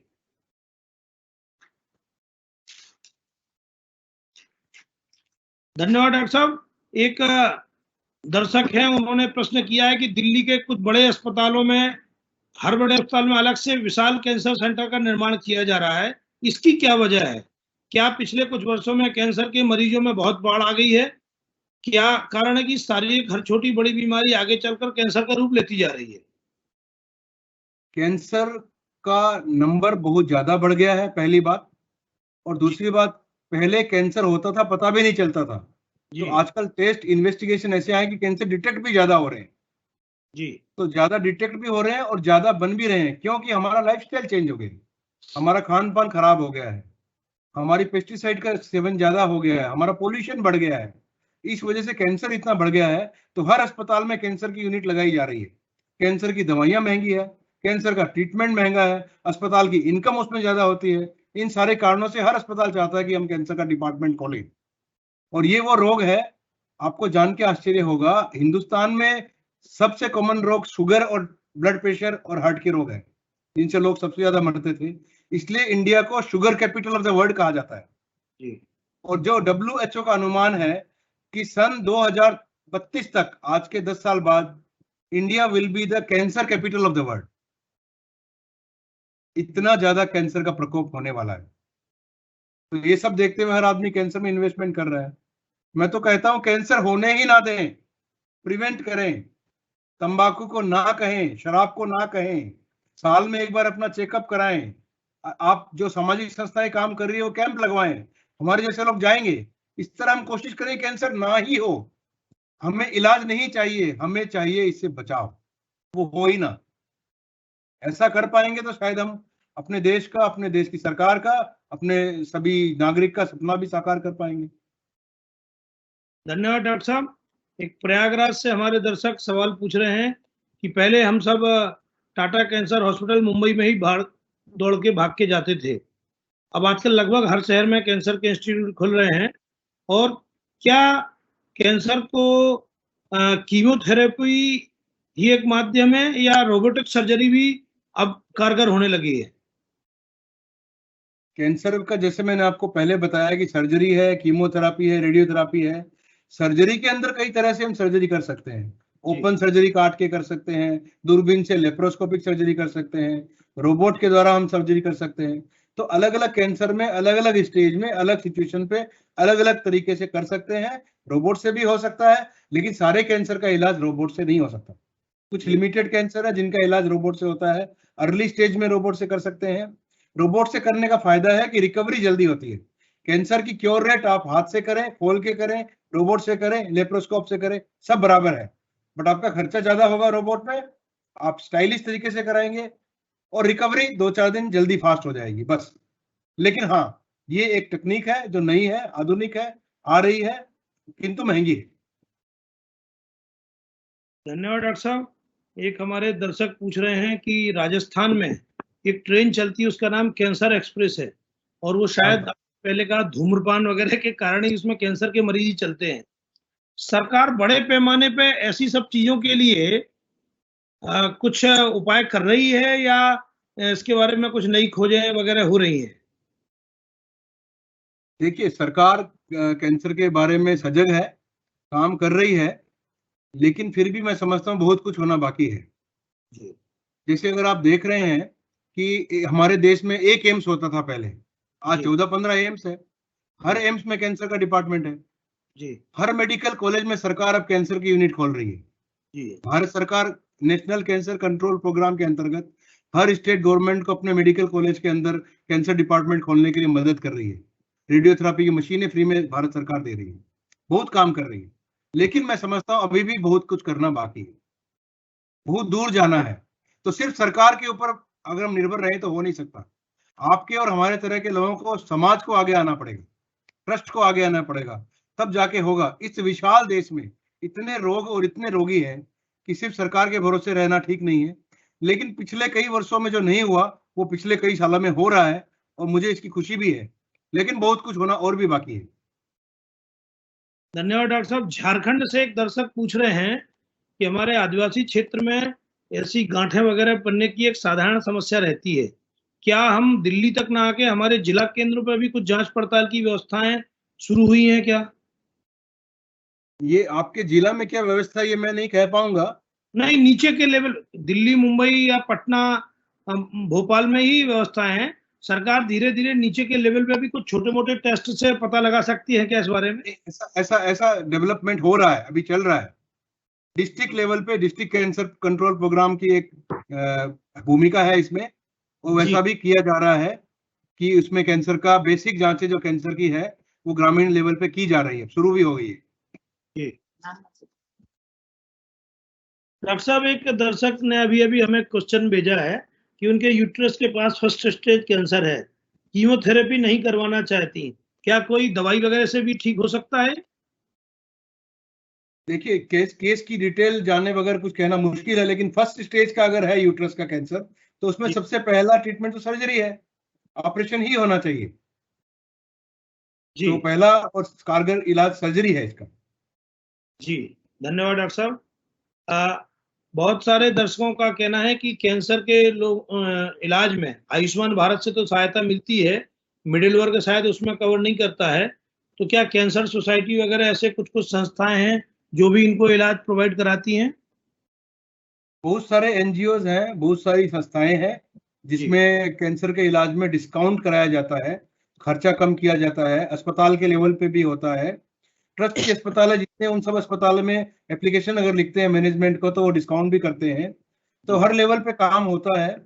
और कॉर्पोरेट अस्पताल के बारे में मैं कुछ कमेंट नहीं करूंगा क्योंकि वहां पे कॉर्पोरेट सिस्टम है, लेकिन ट्रस्ट के हॉस्पिटल में डेफिनेटली मिडिल क्लास लोगों के लिए मदद की जाती है। डॉक्टर साहब, दिल्ली में राजीव गांधी कैंसर इंस्टीट्यूट है, बहुत सारे लोग उसको सरकारी अस्पताल मान लेते हैं और वहां इलाज के लिए चले जाते हैं। बाद में पता चलता है कि उनके लंबे बिल आते हैं और वो बेचारे जेब खाली करके आते हैं। तो ऐसे विषयों पर कुछ करना चाहिए क्या? वो तो प्राइवेट अस्पताल है, मैंने भी वहाँ 12 वर्ष काम किया है पहले। वो अच्छा। छोड़े हुए भी मेरे को लगभग 10-11 साल हो गए हैं, लेकिन वो प्राइवेट अस्पताल है और पूरा उनका काम करने का तरीका बिलिंग वगैरह प्राइवेट के हिसाब से है। जबकि ये एक्शन तो राजीव गांधी सर ट्रस्ट ने उनको जमीन दी, इसलिए राजीव गांधी के नाम से वो अस्पताल खड़ा हो गया, लेकिन नाम की वजह से ऐसा है। ये आपका एक्शन कैंसर हॉस्पिटल तो शुद्ध रूप से धर्मार्थ ट्रस्ट का हॉस्पिटल है। इसमें गरीब लोगों जी को मदद मिलती है, ऐसा मैंने कई मरीजों से सुना है। हमारे जी बिल्कुल। सत्य अनेक लोगों को भेजते रहते हैं, बड़ी मदद करते हैं। तो मैं अपने दर्शकों को कहना चाहता हूँ कि इस अस्पताल में जाएं। और आपके अस्पताल में कौन कौन सी सुविधाएं हैं जो एक आधुनिक अस्पताल में पाई जाती हैं, कृपा करके एक बार हमारे दर्शकों को बताएंगे तो बहुत अच्छा होगा। एक आधुनिक कैंसर अस्पताल में जितनी व्यवस्था होनी चाहिए, जितनी सुविधाएं होनी चाहिए, सारी सुविधाएं हैं। हर तरह के कैंसर के ऑपरेशन की सुविधाएं हैं, जिसको सर्जिकल ऑन्कोलॉजी कहते हैं। हर तरह की रेडिएशन थेरापी, आज की डेट में जो सबसे अत्याधुनिक रेडिएशन थेरापी मशीन है वो हमारे पास है। कीमोथेरापी, टारगेट थेरापी, इम्यूनोथेरापी, हर तरह की थेरापी की व्यवस्थाएं हैं। डेडिकेटेड डे केयर सेंटर है, आईसीयूज है, ऑपरेशन थिएटर्स हैं और हर तरह के रूम्स की फैसिलिटी है।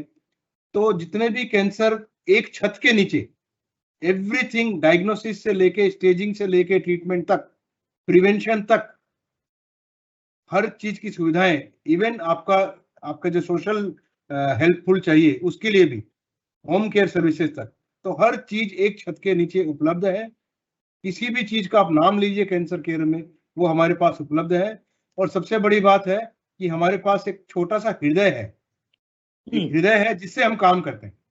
बहुत बढ़िया, ये सबसे महत्वपूर्ण है डॉक्टर साहब।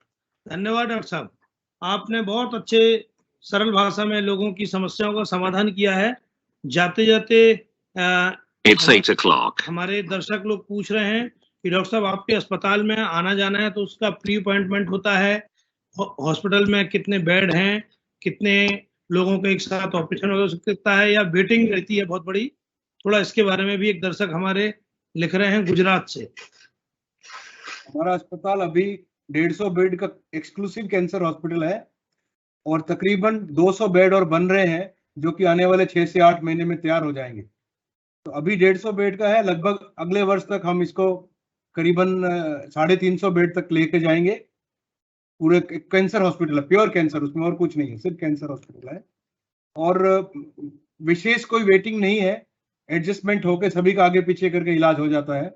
और आने के लिए आप कभी भी आए एक्शन कैंसर हॉस्पिटल। मेरा नाम डॉक्टर राजेश जैन है। आप कभी भी नेट पे जाएं, मेरा नंबर आपको मिलेगा, आप आधी रात को आए, संपर्क करें, आपका आराम से इलाज होगा। अगर आपको वेटिंग भी करनी पड़ेगी तो हमारे गेस्ट हाउस है जहां आपका हम स्वागत कर सकते हैं। धन्यवाद डॉक्टर साहब, आपने इतनी सुविधा हमारे दर्शकों दी। एक सवाल बहुत महत्वपूर्ण आ गया इस बीच में। एक जया करके हमारे रीवा की दर्शक है, महिला है, इनका पूछना है क्या कैंसर भी आनुवंशिक बीमारी है और बच्चों का कैंसर जो है शुरू से ही आजकल होने लगा है, इसके बारे में कुछ थोड़ा सा मार्गदर्शन रह गया, वो बताएंगे तो बहुत अच्छा होगा। ये बहुत अच्छा प्रश्न है, तो इनको मेरी तरफ से एक चॉकलेट भेज दीजिएगा। जरूर। तो ये कैंसर के केसेस अनुवांशिक भी होते हैं, लगभग 9% केस कैंसर के, 8 से 9% केस ऐसे होते हैं जो हेरिडिटरी होते हैं, अनुवांशिक होती है, परिवार में चलते हैं। तो अनुवांशिक कैंसर के अलग अलग टेस्ट होते हैं, उसके पता लगाया जा सकता है कि किसी एक को कैंसर हो गया तो और परिवार में किस किस लोग को हो सकता है, वो भी हम जानकारी कर सकते हैं। तो अनुवांशिक होते हैं। जहां तक बच्चों के कैंसर का सवाल है, बच्चे में कैंसर काफी कॉमन है। छोटे छोटे बच्चों में ब्लड कैंसर बहुत कॉमन है, जिसको हम ल्यूकीमिया कहते हैं। एक किडनी का कैंसर, विल्म्स ट्यूमर होता है, वो भी बच्चों में होता है। और बच्चों के ट्यूमर और कैंसर की व्यवस्था भी हमारे पास है, अलग डिपार्टमेंट है उसका। और अनुमान एक चीज इंफॉर्मेशन मैं आपको देना चाहूंगा, आप फर्ज कर लीजिए आपके परिवार में 1 या 2 लोग को कैंसर हो गया, 2 भाइयों को कैंसर हो गया, या एक बहन एक भाई 2 बहनों को हो गया, एक बुआ को किसी को हो गया, तो आपको ऐसा लगेगा हाँ हमारे कहीं परिवार में तो नहीं है। तो ऐसे टेस्ट आजकल अवेलेबल है कि उस परिवार के सारे लोग वो जांचें करा लें, और उस जांच से आप आइडेंटिफाई कर सकते हैं कि परिवार के 10 लोगों में से ये 3 लोग हैं जिनको कैंसर हो सकता है, बाकी लोग सेफ है। तो वो जांचें भी पॉसिबल है। बहुत बढ़िया डॉक्टर साहब, आपने इंफॉर्मेशन दी है। इस तरह के टेस्टों का डॉक्टर साहब सामान्यतः कितना खर्चा आता होगा? ये जो अनुवांशिक कैंसर के जो हम टेस्ट करते हैं, सामान्यतः उनका खर्चा 10,000 12,000 से लेके 20-22 हजार तक तरह तरह के टेस्ट आते हैं। बहुत बढ़िया, बहुत बढ़िया। और एक ऐसे ही आपने कहा था कि हम जैसे हर 3 महीने में गाड़ी की सर्विस कराते हैं, अपने पूरे शरीर की भी ऐसी जांच करानी है। प्रारंभिक लक्षण की कहना चाहिए, आपने शब्द लिया स्क्रीनिंग। स्क्रीनिंग वगैरह के लिए कोई ऐसा है कि हम जैसे अस्पताल जाते हैं, कहते हैं हमें HB1AC टेस्ट कराना है, या मुझे जो है KFT PFT टेस्ट कराना है, कैंसर के हॉस्पिटल में जाके हम कह सकते हैं कि हम प्रारंभिक स्क्रीनिंग टेस्ट करने, उसका कुछ नाम होता है? हर कैंसर हॉस्पिटल के अंदर एक कैंसर स्क्रीनिंग पैकेज होता है जी। तो कैंसर स्क्रीनिंग पैकेज के अंदर सारे टेस्ट होते हैं। आप खाली पेट जाएं, सुबह लगभग 2-3 बजे तक आपको रहना पड़ता है, कई टेस्ट होते हैं, सारे टेस्ट आप करा के दोपहर के बाद निकल सकते हैं, और कैंसर स्क्रीनिंग पैकेज कहते हैं। और जो पे करके जैसे हमारे अस्पताल में कोई आता है तो करीबन एक आदमी का 5 से 6 हजार का खर्चा है। और हम जब कैंप लगाते हैं, हम लगभग हर महीने कैंप लगाते हैं जी, अलग अलग जगह पे देश में जा जाके कैंप लगाते हैं, तो वहां पर ये सारे टेस्ट हम फ्री करते हैं। धन्यवाद डॉक्टर साहब। ये आपका कैंप सतना में मध्य प्रदेश में लगाना है, हमारे सतना का ही ट्रस्ट है और इसमें बहुत सारे लोग जुड़े हैं, वो लगातार अभियान करते हैं। कोविड के कारण एक कैंप हो नहीं पाया है, और बड़ी जल्दी ही एक्शन कैंसर हॉस्पिटल सतना में आएगा, एक बड़ा शिविर लगाएगा। और लगभग एक दिन में हम कितनी जांच कर पाएंगे डॉक्टर साहब? सर ये आपके ऊपर है, आप जितने लोग का हमें वादा करेंगे उतनी बड़ी टीम ले आएंगे। आप 1000 कहेंगे उतनी टीम लाएंगे, आप 5000 कहेंगे उतनी टीम लाएंगे, ये मेरा वादा है। हमारा कहना है कि जितनी आसानी से व्यवस्था कर सकेंगे। तो हमने पिछली बार भी वहां पे अलग अस्पताल की टीम लेके गए थे और 14 प्रकार की जांचें मुफ्त लोगों की कराई थी। पूरी बस में उनकी सब सुविधाएं रहती थी। उसमें हमने लगभग 1500 लोगों की जांचें एक दिन में कराई हैं, और 2 दिनों के कैंप रखा था जिसमें 3000 लोग लाभान्वित हुए थे। धन्यवाद डॉक्टर साहब, आपने जो आज जानकारी दी। मैं अपने दर्शकों को बता दूं कि तकनीकी कारणों से डॉक्टर राजेश जैन जी का हम चेहरा नहीं देख पाए हैं, लेकिन उनकी हंसती मुस्कुराती फोटो हमें जरूर पोस्टर में देखने को मिली है। और उनकी इतनी मीठी मधुर वाणी से उन्होंने जो अपने दर्शकों को बताया है, मैं उनका हृदय से धन्यवाद करता हूं। उन सभी समाचार पत्र के प्रकाशकों का समिति की सचिव श्रीमती आशा रावत की तरफ से धन्यवाद ज्ञापित करता हूं, जो पूरी चर्चा की लिंक और माइक्रोसॉफ्ट टीम में प्रसारण की चर्चा को प्रसारित किए हैं। पूरा डॉक्टर साहब का इंटरव्यू भी अक्षर साहब प्रकाशित करेंगे, उनका भी मैं सबका हृदय से धन्यवाद ज्ञापित करता हूं। डॉक्टर साहब, मैं बताना चाहूंगा अपने दर्शकों को कि पंडित गणेश प्रसाद मिश्र सेवा न्यास केवल स्वास्थ्य पर चर्चाएं तो आयोजित करता ही है, वृक्षारोपण के मास कार्यक्रम कर रहा है, और रोज पेड़ लगाने का कार्यक्रम अपने पूर्वजों की स्मृति में, अपने वर्तमान के लोगों के यादगार में ये पेड़ लगाते हैं, उनकी रक्षा करते हैं। एक ग्रीन एम्बुलेंस हम बनाने वाले हैं, वो उन पेड़ों की रक्षा करेगी। आने वाले समय में 4 जुलाई को हम सामूहिक परिणय यज्ञ कर रहे हैं, जिसमें 51 गरीब कन्याओं का विवाह करेंगे। और मैं उम्मीद करता हूं कि डॉक्टर साहब ने जो सलाह दी है, उन गरीब कन्याओं को दहेज तो नहीं हम कहते हैं, लेकिन कोशिश करेंगे कि उनको भी ऐसा टीका लग सके जिसके कारण उनके पूरे जीवन में सर्वाइकल कैंसर ना हो। तो मैं भी इस बात को आगे बढ़ाने के लिए आपके संस्थान से संपर्क करूंगा और उनको टीका लगाने की व्यवस्था करूंगा। बहुत बहुत धन्यवाद डॉक्टर साहब, हम आपके आभारी हैं। आपका भी बहुत बहुत धन्यवाद, मुझे आपने अवसर प्रदान किया अपनी 2 बात रखने के लिए। और अच्छे लोगों के साथ मिलने से मुझे बहुत अच्छा लगता है। और ये पूरी चर्चा हमारी वेबसाइट पर, यूट्यूब चैनल पर आज देर रात तक डाल दी जाएगी, लोग इसको बार बार सुन सकेंगे। मुझे लगता है कि मैं भी कई ज्ञान की चर्चाएं इसमें प्राप्त करूंगा, मैं भी स्वयं सुनूंगा। न्यास की तरफ से बहुत बहुत आभार सभी दर्शकों का, जुड़ने वालों का, श्रोताओं का। असुविधा के लिए क्षमा प्रार्थी हो। धन्यवाद। नमस्कार।